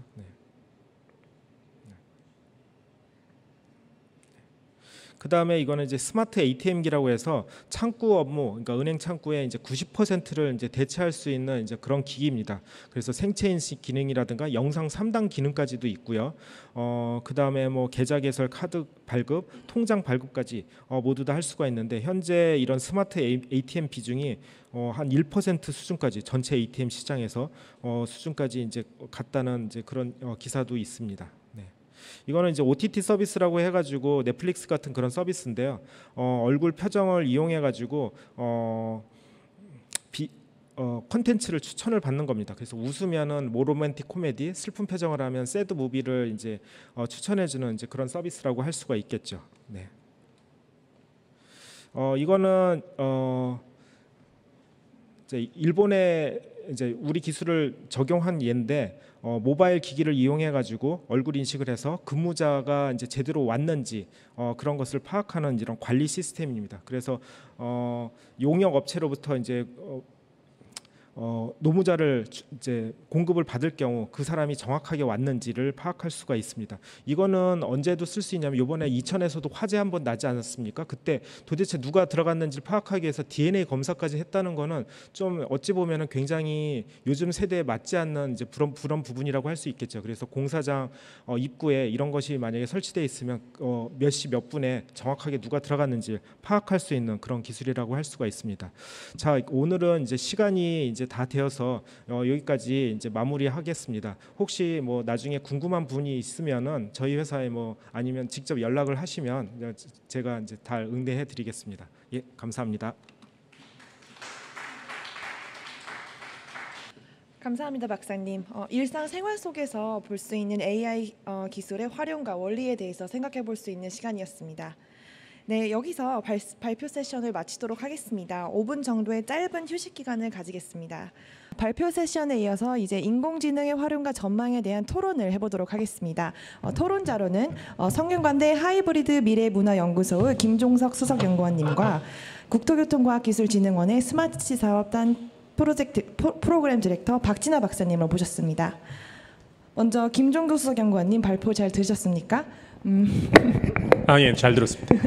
그럼 우선 시청자분들께 공유하시고 싶은 견해가 있으시다면 자유롭게 전달해 주시기 바랍니다. 이어서 발표자분들께도 궁금한 점 있으셨으면 질문도 같이 해주시기 바랍니다. 네, 뭐 한꺼번에 다 하기는 어려울 것 같고요. 아마 그 시청하신 분들도 잘 들으셨을 것 같고요. 뭐 인공지능에 대한 이야기들, 그리고 인공지능이 어떻게 우리 사회에 적용될까, 특히 공공 분야에 어떻게 적용될까에 관련된 뭐 기술적 정보나 방향들에 대해서 잘 들으셨을 거라고 생각이 듭니다. 저도 오늘 많은 이해를 좀 도모할 수 있어서 참으로 유익한 자리라고 이제 생각을 했습니다. 뭐 진행되면서 더 많은 이야기들을 이제 드리겠지만 제가 오늘 두 분 박사님께 드리고자 싶은 건 뭐 제가 또 인문학 전공자이고 또 인문학 연구자이다 보니까 이런 질문을 한번 던져보고 싶습니다. 과연 두 분이 말씀하셨던 뭐 인공지능뿐만이 아니라 여러 가지 뭐 소위 말하는 이제 4차 산업혁명과 관련된 이 새로운 어떤 기술혁명의 어떤 물꼬들을 틔워내는 많은 기술들이 있습니다. 그런 기술들을 뭐 두 분이 잘 아실 거라고 생각을 하고요. 이런 기술들이 결국 지향하는 우리의 미래는 무엇일까? 기술의 의미는 도대체 뭘까? 뭐 이런 것들 한번 일반적으로 한번 여쭤보고 싶습니다. 네. 사실 그게 이제 저희 회사의 창립 미션하고도 사실 관련이 있어서 항상 이제 이런 자리에 있으면 이제 항상 제가 강조하는 부분인데요. 인공지능이라는 이제 단어를 이제 인터넷에서 검색하거나 기사를 보면 한 50%는 부정적인 내용이 굉장히 많습니다. 예를 들어 가지고 뭐 일자리를 뺏는다든가 아니면 터미네이터 같은 이제 무기를 만들어 가지고 사람을 뭐 갑자기 많이 죽인다든가 그런 내용이 이제 상당히 있고, 그다음에 반 정도는 이제 긍정적인 얘기가 있습니다. 그래서 사실 그 부정적인 모습의 인공지능이 전혀 없다고 말할 수 없죠. 그거는 이제 사실이고요. 그렇지만 이제 저희 회사를 만들었을 때 이제 그런 류의 일을 하지 않기로 하고 이제 뭐 회사를 만들었습니다. 아까도 뭐 이런저런 얘기를 했는데 저희 이제 그런 거는 저희뿐만 아니라 많은 인공지능 회사들도 비슷한 생각을 갖고 있을 거예요. 그래서 이제 더 강조를 드리는 겁니다. 뭐 이제 일반적인 회사들의 생각이지만 저희 회사의 이제 특수성을 이제 빗대서 이제 말씀을 드리는 건데, 예를 들어서 저희 회사는 이제 세 가지의 가치를 지향하고 있습니다. 첫 번째가 이제 재미 부분입니다. 그래서 스노우 카메라나 아니면 LG 플러스의 아이들나라 이런 걸 통해 가지고 사람들에게 기쁨을 주는 이제 인공지능인 거죠. 두 번째가 이제 안전입니다. 그래서 요즘에 키워드도 안전이긴 하지만 저희가 이제 체온 측정을 하거나 아까 뭐 이제 그 2000 사고 얘기도 했듯이 그래서 안전하게 이제 사람들을 생활할 수 있도록 하는, 저희 회사는 이제 화재 감시도 하고 있거든요. 이제 그런 부분에 이제 저희 회사가 이제 기여하려고 하고 있고요. 세 번째는 이제 효율입니다. 그래서 뭐 아까 얼굴 인식을 이용한 뭐 페이먼트 뭐 하면은 굉장히 편리하거든요. 카드 안 갖고 다니고도 이제 얼굴 인식으로 편하게 로그인도 하고 뭐 이런 부분, 그리고 얼굴 인식을 통해 가지고 편안하게 해외를 나갈 수가 있고 이런 거를 이제 저희가 지향을 하고 있죠. 그 외에 부정적인 곳에 가능한 사용하지 않기 위해서 저희 회사는 애쓰고 있고요. 저희 회사뿐만 아니라 다른 회사들도 그런 이제 도덕적인 이제 그런 생각을 갖고 회사를 창업하고 그다음에 그런 비전으로 나가고 있다고 생각하고 있습니다. 네.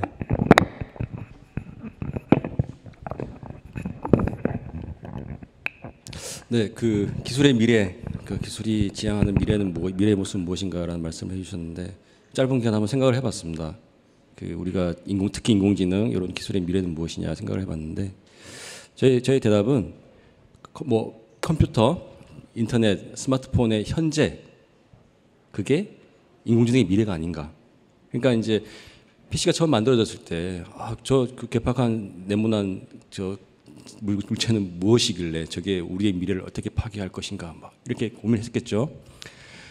인터넷이라는 게 나왔을 때 그렇게 뭐 정보를 그렇게 전달하고 이렇게 뭔가 그 온라인으로 뭘 이렇게 서로의 네트워킹을 하고 이렇게 했을 때 저게 우리 삶이 얼마나 그 삶을 단조롭게 하고 사고의 가치를 줄일 것인가, 범죄의 우려도 있고 이런 고민을 했을 것이고, 스마트폰이라는 게 나왔을 때 이제 뭐 애들이 스마트폰에 뭐 집착을 하고 중독되고 이런 많은 걱정을 했을 것이고, 한편으로는 그런 새로운 변화의 가능성을 캐치를 해서 새로운 가치를 만들어내는 그런 분야도 있었을 것이고, 그러니까 장점이 물론 컸기 때문에 지금 살아남은 기술이라고 생각을 하고 있습니다. 그러니까 단점이 많았으면 사장될 기술이었겠지만은 그런 것들이 사회에 물론 작은 그런 뭔가 문제도 있었지만은 더 많은 그런 가치를 만들어냈고 더 많은 편익을 만들어냈기 때문에 지금 우리가 그것을 보편적으로 사용하고 있는 것이라고 볼 수가 있고, 마찬가지로 이 인공지능도 사실은 좋은 점과 명암이 있는 것이죠. 우려되는 부분도 많고 뭐 고용이라든가 여러 가지 또 인공지능의 그런 인간을 해롭게 하는 인공지능에 대한 우려, 기술 종속성 이런 거에 대한 우려도 있는데 지금은 사실 굉장히 많은 부분이 가설적인 부분도 있는 것 같습니다. 그래서 하지만 이제 제가 생각했을 때는 그 지금까지 우리가 경험해왔던 짧은 기간에 경험해왔던 그런 기술 진보들이 우리의 삶을 일정 부분 편하게 했고 그게 우리의 삶에 이미 녹아들었다라는 그런 경험에 비추어 봤을 때 인공지능도 물론 시간의 차이는 있겠지만은 상당히 우리의 삶에 뭔가 삶의 일상적인 기술로 들어오지 않을까. 그게 그래서 한 몇십 년 지났을 때, 한 10년 정도 지났을 때는 우리가 이제 우리의 현재의 모습이 아닌가. 그렇다면 이제 그럼 왜 우리가 기술에 대해서 그렇게 투자를 하고 기술 개발을 해야 되느냐라고 봤을 때는 사실 기술 개발을 할 때의 목적은 그런 것 같습니다. 뭔가 그 인간에 대한 구속을 좀 해방시켜주는 그런 부분이 있었던 것 같아요. 그러니까 육체 노동이나 그런 반복적인 그런 정신적인 노력, 그다음에 시간들을 해서 인간을 해방시키고 뭔가 그 남는 시간, 남는 여유에 대해서는 좀 더 인간적인 부분에 대해서 우리가 활동할 수 있게 해주는 그런 기능들이 뭐 인터넷이나 PC 다 있었던 것 같습니다.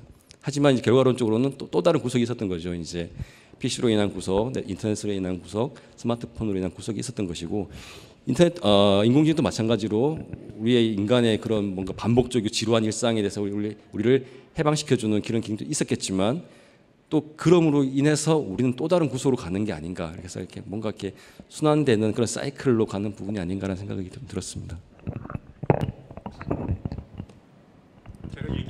네네, 당연히 질문에 답변에 대해서 어떻게 생각하셨는지 답변해 주셨습니다. 뭐 제가 보기에는 이게 두 분이 인문학자는 아니신 것 같은데 굉장히 인문학적인 얘기를 많이 하셔서 참 좋습니다. 저는 그 오늘 그 두 분 발표를 들으면서 이런 생각을 했습니다. 두 분 공통적으로 말씀하셨던 것이 아까 정 박사님 뭐 행복한 삶 마지막에 말씀하셨었고요. 그리고 이제 뭐 안전 얘기하시면서 그 사고나 노동자들에 대한 말씀도 해주셨습니다. 저 그걸 들으면서 기술의 미래는 결국 기술이라는 것은 우리의 미래에 의해서 정말 따뜻한 기술이 되어야 하지 않을까. 결국 그런 따뜻한 기술이라고 얘기하는 거 두 분이 오늘 다 말씀하셨지만 결국 인간에게 어떻게 적용되느냐에 대한 문제일 겁니다. 근데 이제 우리가 한편으로 좀 생각해 봐야 되는 것은 현재를 그대로 두고 현재를 조금만 개선하는 방법들은 사실상 현재를 연장시키는 방법이죠. 현재를 연장한 건 미래일 수 없습니다. 그건 현재일 따름이죠. 우리의 대부분의 미래학들이 대부분 현재의 트렌드를 쫓아서 미래를 자꾸 산출해내려고 합니다. 그래서 우리에겐 미래가 안 보이죠. 하나만 더 얘기해보고 싶은 건 이렇습니다. 이런 맥락에서 아까 정 박사님 말씀하셨던 것처럼 사회복지사들이 왜 이래 업무에 지쳐서 정작 자신들이 해야 할 사회복지 업무는 못했을까? 더 많은 사람이 필요했다라면, 보완이 됐더라면, 그 노동자들이 그렇게 하루하루 쓰이고 그냥 부속품처럼 대해지지 않았다라면 그들에 대해서 그렇게 소홀하게 이름도 안 줬고 현장에 투입할 수 있었을까? 우린 이런 문제가 해결되지 않으면 어떠한 기술을 도입해도 인간에게 기술은 결코 따뜻할 수 없을 거라는 생각을 한번 해봅니다. 두 분 오늘 발표를 들으면서 그런 생각을 해봤습니다. 좋은 말씀 감사합니다. 김종규 수석연구원님께서는 사실 철학을 전공하신 걸로 제가 알고 있는데, 네네, 아주 인문학적 관점에서 저희가 인공지능 기술을 기술로만 접근하기보다는 정말로 인간의 삶에 어떤 의미와 가치를 가져올 수 있는지에 대해서 다뤄볼 수 있는 좋은 질문이었습니다. 감사합니다. 네, 다음으로는 저희 박진아 박사님, 마찬가지로 앞서 두 분께서 발표해 주신 내용에 대해서 코멘트가 있으시다면 간단하게 말씀해 주시고 또 발표자분들께 질문을 해주시면 감사하겠습니다. 네, 안녕하세요. 저는 국토교통과학기술진흥원의 박진아라고 합니다. 저 오늘 발표를 들으면서 저희가 생각하는 부분은 이제 인간의 행위가 변해야 되고 우리의 삶이 지금까지와는 어떤 차이를 가져가야 되는데 그 차이를 우리가 바꿔나가지 않으면 이런 수많은 테크놀로지가 발달을 해도 예를 들어서 우리의 생산성이 몇십 년간 동일한 수준이거든요. 그리고 효율적인, 효율이라면 에너지의 효율, 교통의 효율, 우리의 삶의 효율이 얼마나 좋아졌는지에 대한 부분들이 상당히 크다고 생각합니다. 그래서 이런 커넥티드 테크놀로지가 되면서 어떤 페이스 레코그니션이나 이런 기술들이 현재는 어떤 관제나 안전, 재미를 위해 사용되지만 이것들이 보편적인 기술이 되려면 이런 우리의 라이프 스타일의 변화를 어떻게 가져오고 그리고 우리가 어떻게 기술이 융화되어져서 살아갈 건지에 대해서 좀 더 구체적으로 미래상이나 어떤 이런 어떻게 우리가 살아가야 되는지에 대해서 좀 고민하신 게 있으면 좀 더 답변해 주시면 감사하겠습니다. 어느 분부터? 네네.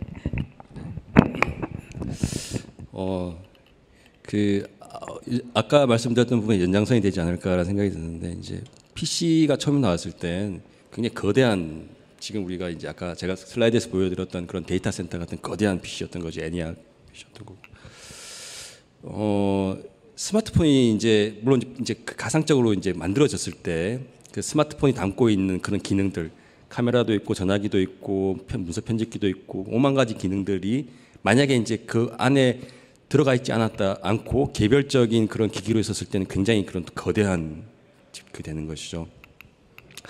그래서 제가 봤을 때는 이 인공지능의 그런 텐저블한 미래의 모습이라는 것은 거대한 PC가 개인 PC가 되고 그다음에 이제 스마트폰이 가지고 있었던 그런 여러 가지 기능들이 하나로 집적돼서 개인의 스마트폰이 됐듯이 이 인공지능도 지금은 이제 굉장히 추상적이고 이제 뭔가 잠재적이지만은 개인 인공지능이 되는 것이죠. 그래서 길에 인공지능 대박 할인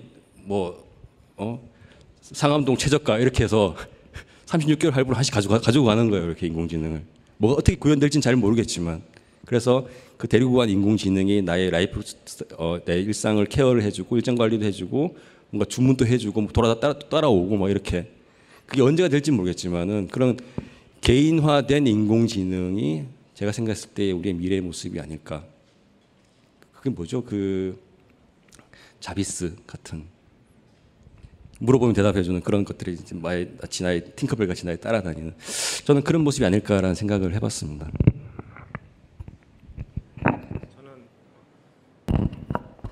저는 뇌과학 측면에서 좀 말씀드리고 싶은데요. 뇌라는 게 굉장히 이제 플렉서블한 이제 기관이기 때문에 거기다가 뭘 붙여도 자기의 확장으로 생각한다고 합니다.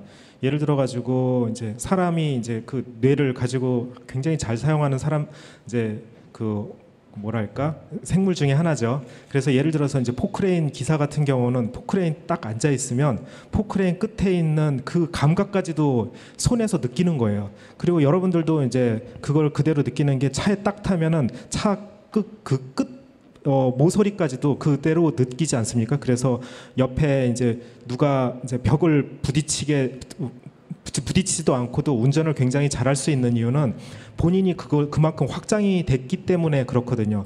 마찬가지로 인공지능은 여러분들한테 그러한 감각이나 아니면 능력을 확장시키는 것 중에 하나인 굉장히 좋은 도구인 거죠. 그래서 그런 걸 굉장히 잘 활용할 수 있도록 어렸을 때부터 이제 새로운 세대들은 교육을 시키고, 그 다음에 이제 구세대 저희 같은 세대들도 여전히 이제 그걸 갖다 어떻게 툴로서 잘 사용할 수 있는지 그것만 한다면 굉장히 많은 일을 그 전에는 할 수 없었던 많은 일을 할 수 있으리라고 생각을 합니다. 네. 좋은 답변이 되셨나요? 혹시 더 추가로 코멘트 해주시겠어요? 네.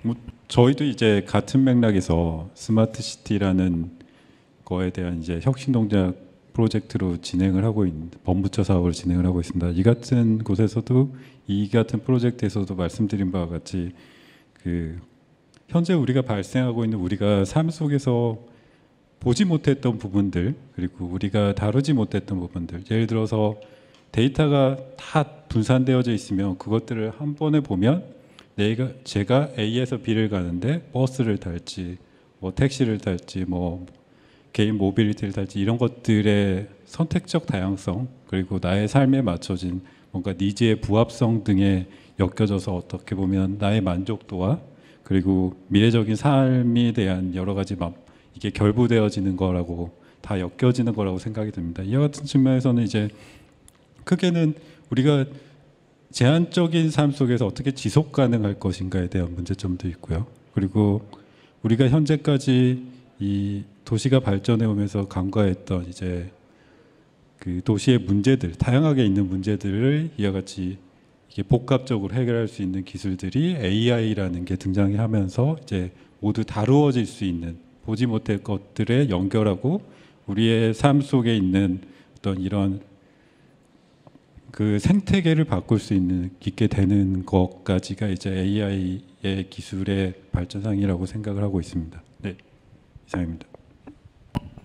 좋은 말씀 감사합니다. 모두 일반적으로 생각하기 쉽지 않은 부분들에 대해서 다 짚고 넘어가 주셔서 그 발표 내용에 덧붙여서 시청자분들, 저를 포함해서 인공지능 기술에서 깊은 지식이 없는 분들도 이해를 좀 더 해볼 수 있는 좋은 질문들이었습니다. 같습니다. 다음으로는 저희가 이제 질의응답 시간으로 넘어가도록 하겠는데, 지금 발표를 보시면서 시청자분들께서 지금 수십 개가 넘는 질문들을 보내주셨어요. 저희가 그 중에서 아주 엄선해서 이제 몇 가지 질문을 드릴 텐데, 혹시 본인 질문이 선택되지 않다고 하시더라도 저희가 이제 방송 종료 후에 웹사이트에 발표 자료를 게시할 예정이고, 질문들에 대한 답변 또한 같이 올릴 예정이기 때문에 그때 다시 읽어주시기 바랍니다. 자, 그럼 먼저 정준하 박사님께 첫 번째 질문을 드리겠습니다. 그 시청자분들이 또 물어보신 질문 중에 하나는, 자율주행의 테슬라 사고에서 있듯이 AI 인공지능 결정에 의해 발생한 사고 책임의 한계는 어떻게 적용이 될까요? 이 부분에 대해서 답변해 주실 수 있겠습니까? 네. 조금 어려운 질문 맞죠? 일단 그 질문자 분께 그 굉장히 그런 질문의 수준에 대해서 굉장히 좀 높게 평가한다는 말씀 꼭 드리고 싶습니다. 자, 사실 이게 결론은 지금 많은 그런 법 전문가들이 이 부분에 대해서 굉장히 오랜 기간 동안 설왕설래를 해가면서 지금 논의를 하고 있는 단계라서, 사실 제가 지금 상황에서 이게 어떻게 책임을 부과를 해야 된다라는 것을 말씀드리는 게 좀 조심스럽습니다. 조심스럽고, 하지만 이제 대원칙은 제조물 책임인 거죠. 이제 그 대조물 책임이고 지배자 책임인데, 그런 현재 상황에서 지금 단계에서는 일단은 사람이 참여하는 형태의 AI이기 때문에 완벽하게 제조물 책임을 물리긴 좀 어려운 단계고, 그것을 옆에 이제 AI 자율주행차를 지배하고 있었던 건 저인 거죠. 사람인 거죠. 그래서 사람의 책임이 일부 포함되어 있는 상황이라고 생각을 하고, 앞으로 이제 완성된 형태의 자율주행이 됐을 경우에, 그러니까 이제 완성된 형태라는 거는 사람의 개입 없이 이제 그 차량 수수료의 판단으로 이제 주행이 가능한 단계가 되면은 그때는 이제 제조자의 그런 책임이 좀 더 부각되는 강화되는 그런 형태인 것이고, 사실 이것은 그런 형태의 책임도 물론 중요하지만 이제 보험 문제, 그다음에 이제 뭐 여러 가지 차량의 운전면허 문제, 이런 굉장히 많이 결합되어 있는 그런 상황인 것 같습니다. 그래서 앞으로 이 부분에 대해서는 물론 질문자와 같은 그런 형태의 관심을 가지고 계신 분들이 굉장히 많이 있습니다. 그래서 그런 관심과 여러 가지 그런 제도적인 논의, 그다음에 법 전문가들의 논의, 그런 보험업계의 논의, 제조자의 논의, 굉장히 많은 부분이 논의를 하고 있으니 관심을 가지고 계속 지켜보시면 점점 더 좋은 대답이 나오지 않을까라는 생각을 드리고 말씀을 드릴 수 있을 것 같습니다. 네, 당황하지 않으시고 좋은 답변 해주셔서 감사드립니다. 다음으로는 김정배 박사님께 질문을 드리겠습니다. 질문이 조금 긴데 제가 읽으면서 그런 설명을 드릴게요. 영상 분석 기술의 발달로 방범용 CCTV 분야에서 지능형 CCTV가 도입되고 있는데 실제로 운영을 해보면 아직까지 만족할 만한 수준은 아닙니다. 기술의 발달과 실제 적용과는 아직 거리가 있는데 일반적인 상용화까지 보완해야 할 점은 무엇이라고 생각하십니까? 사실 이런 방범용 이제 CCTV 분야는 되게 많은데 방범용 CCTV 쪽에서도 이제 저희가 참여를 한 적이 있었습니다. 이제 좀 큰 이제 시에 이제 어떤 시인지는 밝히지는 않겠습니다.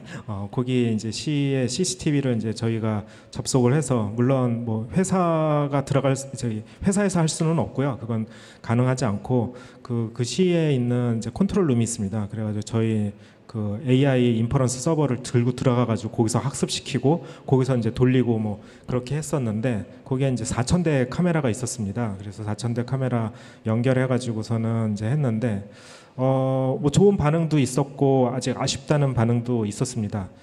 이제 좋은 반응은 어떤 거냐면 이제 그 언어로 그 검색이 가능한 거죠. 예를 들어서 뭐 20대 청년이 뭐 빨간 모자를 쓰고 뭐 파란 가방을 들었는데 뛰고 있는 장면을 찾아라. 그럼 4,000대 카메라에서 뽑아올 수 있거든요.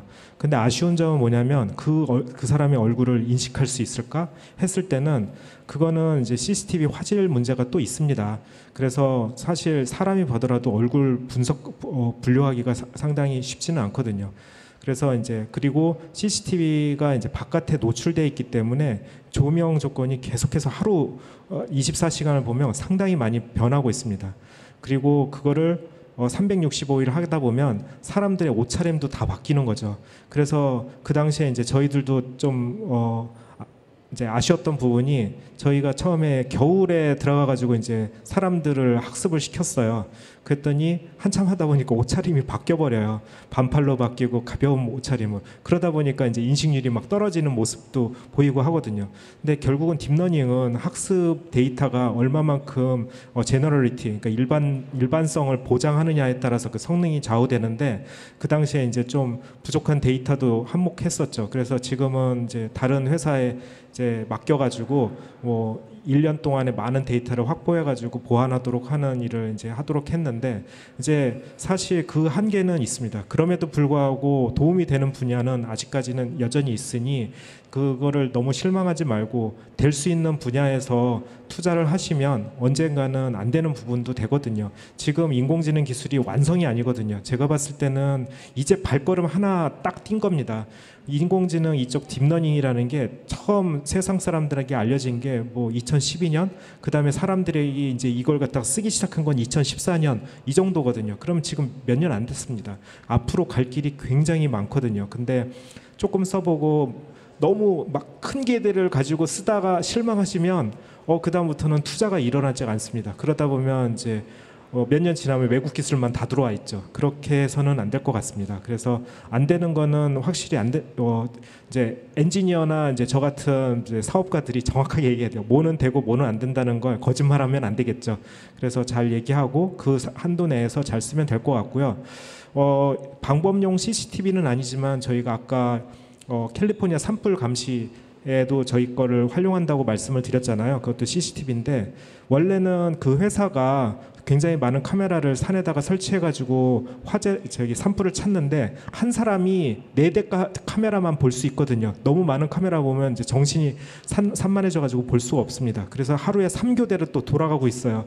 그렇게 수동으로 보던 걸 저희 회사 기술을 적용했더니 한 사람이 100대까지 볼 수가 있습니다. 그것도 알람 주는 것만 확인만 하면 되는 거거든요. 그래서 여전히 도움되는 부분이 있어요. 그렇다면 저희 회사 기술이 완벽하냐? 100% 다 찾냐? 그렇지는 않습니다. 그렇기 때문에 여전히 확인 작업이 필요한 거죠. 그래서 한계는 있지만 그래도 가능성은 상당하니 투자를 하고 활용을 하셨으면 좋겠다라고 말씀드리고 싶습니다. 네. 네, 이 질문을 주셨던 분께서 충분히 답변에 만족하셨을 거라 생각이 됩니다. 다음으로는 정준하 박사님께 질문 하나 더 드리겠습니다. 아까 발표를 해주시면서 저도 이 부분이 인상 깊게 남았는데, 인공지능이 이제 제 업무를 일부를 해주면 남는 시간을 활용해서 이제 사랑하는 딸과 가족들과 더 지낼 수 있을 거다라고 말씀을 해주셨는데, 이런 상태에서 그럼 회사에서는 인건비를 지급을 해야 할까요? 아니면 과연 몇 명이 이렇게 될 경우 자기 자리를 지킬 수가 있을까요? 자꾸 어려운 질문만 드리는 것 같아서. 굉장히 어렵습니다. 제가 사장님이라면 인건비를 안 줄 것 같고요. 근데 이제 제가 그냥 일반적인 관점에서 말씀을 드리자면 그런 것 같습니다. 이게 사실 업종마다 일단 차이는 클 것 같고요. 아까 그 박사님 김정배 대표께서 말씀하셨듯이, 그러면 3교대로 4개씩 봤는데 그 사람이 100개를 보면 그걸 보던 사람은 다 어딜 갔을까요? 그런 문제가 있는 거죠, 이제. 그래서 업종마다 다른데, 근데 이제 그건 업종별 편차가 있기 때문에 이제 고용이 좀 줄어드는 업종도 있겠지만은 고용이 또 늘어나는 업종도 있을 거예요, 분명히. 뭐 일단은 대표님께서 벌써 60명의 직원을 채용하셨지 않습니까? 그죠? 인공지능 기반으로 해서 대표님 말씀으로는 되게 중소기업, 요만한 기업으로 하셨는데 벌써 60명을 채용하셨어요. 그래서 이런 기업들이 또 이제 한 발짝 된 인공지능 패러다임에서 이만큼 많은 고용이 만들어졌으면, 인공지능이 확산되면은 정말 많은 기업들이 더 많이 생기기 때문에 우리가 생각하지 못한, 지금 그림을 그리지 못하지만은 더 많은 업종들이 생길 것이고, 예를 들어서 불과 한 10년, 20년 전만 해더라도 우리가 시내에 이렇게 많은 스마트폰 판매점이 있을 거라고 생각도 못했잖아요. 근데 지금 각 상권의 1층에는 다 스마트폰 판매점이 있는 거거든요. 그만큼 장사가 되는 것이고, 마찬가지로 인공지능은 그만큼 고용을 창출할 것이고. 근데 이제 그렇지 않은 업종에서 봤을 때는 또 한편 이렇게 생각할 수 있을 것 같습니다. 저 같은 사무직 같은 경우에는 이렇게 인공지능이 와서 뭔가 이렇게 단순한 일을 처리해 줬을 때 그만큼 시간이 남으면은 이 회사라는 조직은 그렇게 호락호락하지 않습니다. 또 다른 일을 만들어내는 거죠. 그래서 2시간이 세이브 됐으면 2시간 동안 할 만큼 일을 더 만들어내는 거죠. 그래서 저는 이제 저의 그런 바람이었습니다. 그래서 내가 지금 일을 줄였을 때 남는 것은 내 삶의 질을 위해서 투자할 수 있는 그런 상황을 꿈꾸는 것이고, 하지만 현실은 내가 줄어든 시간만큼 더 많은 일이, 역사적으로 그렇습니다. 사람들이 더 많은 일을 더 많이 하고 있고, 국내뿐만 아니라 외국도 마찬가지입니다. 그래서 더 많은 일을 하면서 일을 더 많이 하면 어떻게 됩니까? 돈을 더 받아야겠죠. 그래서 더 많은 일을 하고 더 많은 인건비를 받고, 그래서 더 많이 생산을 해서 그게 다시 좋은 인공지능에 투자가 되고, 이런 그런 산업 생태계가 만들어지지 않을까 생각을 해봤습니다. 네, 긍정적으로 바른 관점에서 말씀해 주셔서 부디 그렇게 좋은 쪽으로만 흘러갔으면 좋겠습니다. 혹시 다른 분들께서도 같은 질문에 코멘트가 혹시 있으실까요? 다른 관점을 가지고 있다 뭐 있으신가요? 제가 분위기를 좀 깨볼까요? 네, 아니 입이 약간 움찔하시는 걸 제가 사실 봐가지고 혹시 의견 있으시면 공유해 주셔도 좋을 것 같습니다. 뭐 시간은 많지 않으니까요. 간단히 말씀드리면 한나 아렌트라는 철학자는 1956년에 인간의 조건이라는 책을 내요. 거기서 인간의 활동적 삶을 3가지의 범주로 나눕니다. 첫 번째가 노동, 두 번째가 일, 세 번째가 행위라고 하는 점입니다. 인간에게 있어서 노동은 기본적으로 이제 생존을 위한 활동이었고요. 아까 정 박사님 말씀하셨지만 그리스에서 노예제가 시작된 것은 자연에 대한 의존성을, 그러니까 결국 우리가 먹고 살기 위해서는 자연에 의존해야 되는데요. 의존이라고 하는 점을 벗어났을 때 인간은 진정 자유로울 수 있을 것이다. 그래서 이 노예에게 이제 전담을 했었죠. 근데 문제는 인간에게 있어서 이렇게 분류는 이념적으로 될 수 있다손 치더라도 실질적으로 이 세 가지는 분리되지 않는다라는 의미입니다. 그러니까 인간의 노동이 인간의 일과 이 문화적 행위들이죠. 그리고 타인과 더불어 살아야 된다는 행위와 연결되기 때문에 노동은 인간에게 의미가 있었거든요. 근데 문제는 근대 사회 이후로 일과 행위라는 의미들이 사라져 버렸습니다. 한나 아렌트가 지적한 건 겁니다. 그러니까 우린 결국 생존을 위해서 지속적으로 살게 되죠. 그러니까 인간의 문화가 점차 쇠퇴되는 이유는 바로 그런 것이고요. 근데 문제는 이런 겁니다. 그러니까 지금 우리의 단계는 지금 뭐 박사님들 말씀하셨듯이 초기의 단계인데 뭐 많은 인문학자들은 항상 이제 1000년 뒤를 꿈꾸니까요. 그래서 이제 어떤 단계를 계속 얘기하냐면 범용 인공지능의 단계들을 이야기를 하는 겁니다. 결국 모라베기 법칙도 다 깨져버리고 과연 그러한 시대에 그러니까 왜냐하면 산업혁명의 시대가 계속 진행되면서 인간의 노동에 대한 위협들은 계속 되었거든요.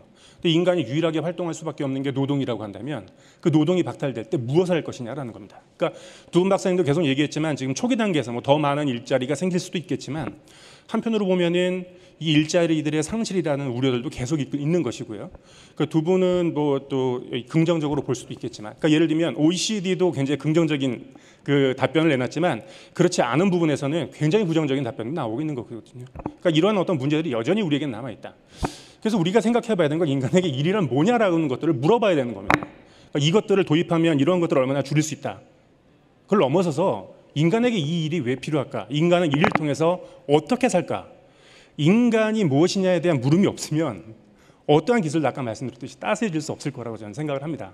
그러니까 우리에게 진정한 위협들은 바로 그런 겁니다. 그러니까 그러한 편리가 인간이 무엇인가에 대한 질문의 의미를 없애버리게 되면 우리의 미래는 정말 암울해질 수도 있기 때문에 그러니까 굉장히 중요한 기로라고 생각을 합니다. 지금 초기이니까 더더욱이 우리가 이러한 점에 있어서 긍정적인 면도 굉장히 중요한 거고요. 한편으로는 그러한 노력들도 필요한 거고 이게 바로 기술과 인문학이 끊임없이 만나야 되는 이유이기도 하고 이 자리가 필요한 이유이기도 하다고 생각합니다. 네, 좋은 말씀 감사합니다. 역시 한 방향적인 관점에서뿐만 아니라 저희가 다양한 시각에서 의견을 듣는 게 참 중요한 자리인 것 같습니다. 저희가 질문들이 굉장히 많이 준비가 되어 있는데 시간 때문에 제가 마지막 질문을 하면서 이제 토론자 및 발표자분들께 질문을 한 번씩 드리겠습니다. 공통적으로 드려도 될 질문인 것 같아요. 앞서 해주신 말씀들과 연결도 되는 질문인데 사실 김정일 박사님께 들어온 질문인데 AI가 그럼 대체할 수 없는 분야는 과연 어떤 것이 있을까? 이 질문입니다. 토론자 및 발표자분들께서 짧게 이 분야는 대체가 안 될 것 같다. 그리고 오늘 참여해 주신 거에 대한 뭐 소감이나 간략하게 한마디씩 해주시면서 저희가 이번 질의응답 시간 마무리하면 좋을 것 같습니다. 자. AI가 대체할 수 없는 분야는 엄청 많습니다. 사실 엄청 많고요. 아까 이제 교수님 말씀하셨는데 그 이제 제너럴 AI 그래서 인간의 지능을 대체할 수 있는 AI는 까마득하게 사실 멀었습니다. 저는 이 분야를 하고 있는 사람으로서 그게 얼마만큼 멀리 있는 목표라는 걸 알고 있습니다. 지금 할 수 있는 AI가 할 수 있는 거는 어찌 보면 그냥 좀 전문가 시스템, 그냥 스페셜한 AI를 만드는 수준이지. 이것이 모든 것을 다 할 수 있는 뭐 전지전능한 그런 제너럴 AI는 아직까지는 까마득하게 굉장히 많은 점프를 또 하고 또 하고 또 해야지 갈 수 있는 분야이고요. 근데 이제 이거를 뭐 그거는 그거고 요 질문만 딱 빨리 말씀을 드리면 현재 AI는 다 학습 기반이거든요. 무슨 말이냐면 학습 데이터를 넘어서는 거는 할 수가 없습니다. 학습 데이터를 얼마나 정교하게 잘 만드느냐에 따라서 그 능력이 바뀌고 있죠. 다시 말해서 대체할 수 없는 분야, 이거는 학습 데이터를 넘어서서 하는 일이라면 다 포함되는 거죠. 예를 들어 가지고 뭐 렘브란트 그림 화풍을 갖다가 뭐 학습시키면 그 화풍은 따라할 수 있지만 그 외에 새로운 그림은 그릴 수가 없는 거죠. 반고흐도 마찬가지고. 만약에 우리가 어떤 일을 함에 있어서 똑같은 일을 반복적으로 한다. 그러면 사실 AI가 쉽게 그거는 대체할 수가 있습니다. 그렇지만 그거 말고 뭔가 생각을 하고 그러면서 이거를 내가 A부터 Z까지 학습을 했지만 사실은 뭐 A 프라임, B 프라임이 필요한 어떤 일이라 그러면 그거는 AI가 당장 어떻게 할 방법은 없거든요. 그렇기 때문에 학습 데이터가 너무 중요하다는 얘기를 계속 하는 겁니다. 그래서 생각보다 의외로 AI는 그렇게 능력이 뛰어난 건 아니다. 오해는 하지 마셔라라는 말씀을 드리고 싶습니다. 그리고 오늘 추천해 주셔서 감사하고요. 이런 자리를 통해서 저희 회사를 소개하고 그다음에 AI에 대해서 이제 말씀을 드리게 그런 자리가 되어서 너무 감사드립니다. 네, 다음 박진아 박사님 이어서 주시겠습니까? 네, AI에 대한 근본적인 것에 좀 생각을 해보시면 AI는 인간이 사용하는 도구를 학습시키기 위한 것이라고 보시면 됩니다. 우리의 도구가 얼마나 컴퓨터, 계산기와 컴퓨터의 차이가 있듯이 AI는 현재 우리가 어떤 A라는 디바이스를 사용하고 있는데 그럼 A라는 디바이스를 얼마나 더 좋게 해야 내 삶의 어떤 효율이 올라가고 생산성이 올라가게 하는 부분이라고 보시면 되고요. 대체할 수 있는 거는 저는 없다고 생각합니다. 인간의 본질은 그대로 있되 그것들을 어떻게 효율적으로 할 것이며 어떻게 다룰 것이며 그리고 나와 또 다른 사회적인 관계성 안에서의 회복을 가져다주는 좀 더 다이나믹한 커넥티비티를 가져다주는 것이지 이것이 어떤 그리고 또 궁극적인 거는 일에 대한 개념입니다. 우리가 일을 정의할 때 어떤 예를 들어서 낮은 뭐라고 표현해야 될까요? 우리가 노블한 일이 있고 저급한 일이 있다고 표현을 하지만 이런 거는 결국에는 인간이 정한 일이지 그것들을 그 사회 기반을 매니지먼트 해주고 있는 여러 가지 속성의 일들이 AI가 결부되어져서 좀 더 나은 일이 될 수 있도록 하는 거고요.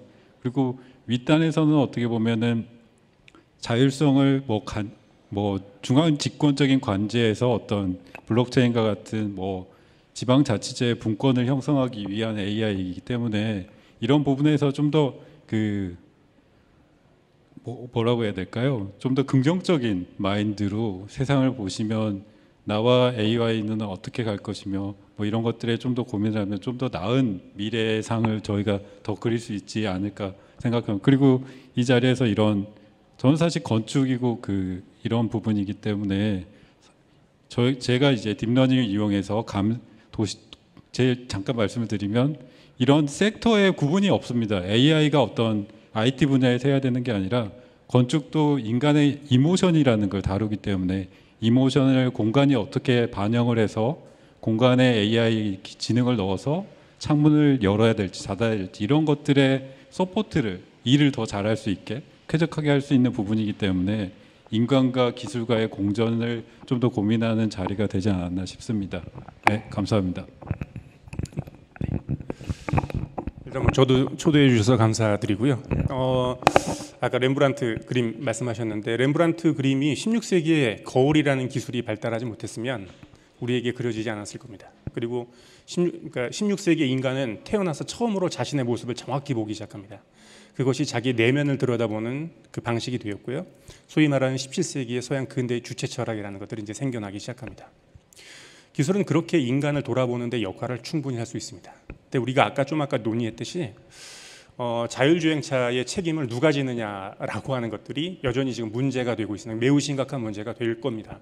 제가 보기엔 절대 그것은 해결나지 않을 겁니다. 누가 우세를 차지하느냐 그것밖에 없을 겁니다. 왜냐하면 지금까지 전통적으로 윤리적 책임이든 법률적 책임이든 그것은 결국 그 주체가 누구냐 대체적으로는 인간이었습니다.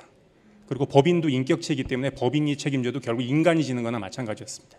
근데 문제는 인간이 더 이상 그 책임을 질 수 없는 상황으로 내몰리고 있기 때문에 그런 문제가 생기는 겁니다. 이런 문제가 우리 사회에 생겼다는 것은 인간 사회의 매우 중요한 변화가 수천 년간 진행되었던 변화가 몇십 년의 어떤 기술이 우리에게 엄청난 질문들을 던져버리게 되는 겁니다.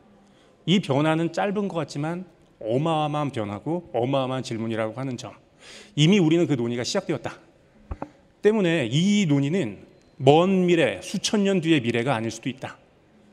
우리가 늘 문화 지체를 고민하는 것처럼 인간은 사회이기 때문에 그러한 거죠. 이러한 질문들을 너무 먼 미래라고 생각하지 않았으면 좋겠다. 그래서 지금 당장 우리가 만나서 이야기할 때다. 따뜻한 기술을 위해서. 예, 마치겠습니다. 네, 저도 초대해 주셔서 감사드리고요. 제가 얼마 전에 그 커피를 마시러 가서 키오스크로 주문했습니다. 왜냐하면 이제 저쪽에 주문대에는 사람이 많았고 키오스크는 사람이 없었거든요. 그래서 제가 주문을 막 어려웠어요. 이렇게 주문하다 보니까 주문대에 있는 사람들이 속도 빠져나가는 속도 너무 빠른 거예요. 그래서 저는 키오스크 주문하다가 다시 그로 갔죠. 그래서 많은 사람들이 이렇게 인공지능이 단순 반복적인 노동을 대체할 것이라고 하지만 물론 아까 말씀하셨듯이 완전히 대체하지는 않는다는 거죠.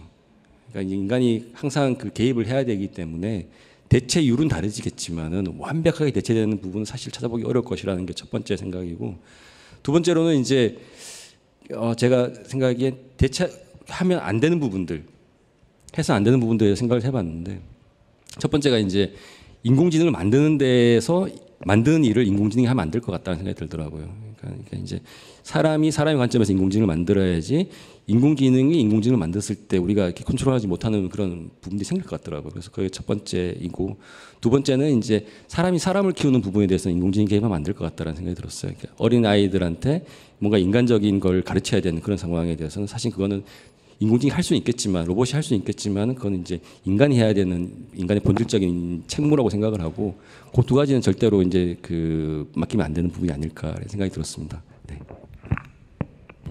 좋은 말씀 감사합니다. 또 시청자분들께서 워낙 좋은 질문들을 던져주셔서 저희가 오늘 이 자리에서 의미 있는 토론을 할 수 있었던 것 같습니다. 앞으로도 이런 자리들을 통해서 저희가 이 주제에 대해서 오늘 바로 답이 나오는 것들이 아니기 때문에 지속적으로 관심을 갖고 계속해서 어떤 식으로 저희 삶에 인공지능 기술을 활용하는 것이 좋을지 다 같이 고민해야 될 질문이라고 생각합니다. 자, 마지막으로 공동주최기관인 한국지역정보개발원의 황병천 IT정보융합본부장님께서 폐회사를 해주시겠습니다. 안녕하십니까. 한국지역정보개발원 IT정책융합본부장 황병천입니다. 먼저 오늘 나우만 재단과 우리 개발원이 공동으로 개최한 4차 산업혁명 온라인 워크숍에 참여해 주신 모든 분들께 감사를 드립니다. 저희 개발원은 지역정보화 전문기관으로서 디지털 정부 서비스뿐만 아니라 4차 산업혁명 분야에도 지속적으로 관심을 갖고 다양한 활동을 펼쳐오고 있습니다. 오늘 워크숍은 인공지능을 주제로 개최한 첫 번째 온라인 행사입니다. 다소 부족한 점이 있었다면 열리 양해 부탁을 드립니다. 앞으로도 저희 개발원은 연말까지 다양한 주제로 워크숍을 진행할 예정이오니 많은 관심과 참여를 부탁드립니다. 끝으로 오늘 발표해 주신 발표자 여러분, 그다음에 토론자 여러분, 나우만 재단에 감사드리고 무엇보다도 전국에서 온라인으로 참여해 주신 분들께 깊은 감사를 드립니다. 감사합니다. 네, 이상으로 한국지역정보개발원과 나우먼 재단 정기 워크숍을 마치도록 하겠습니다.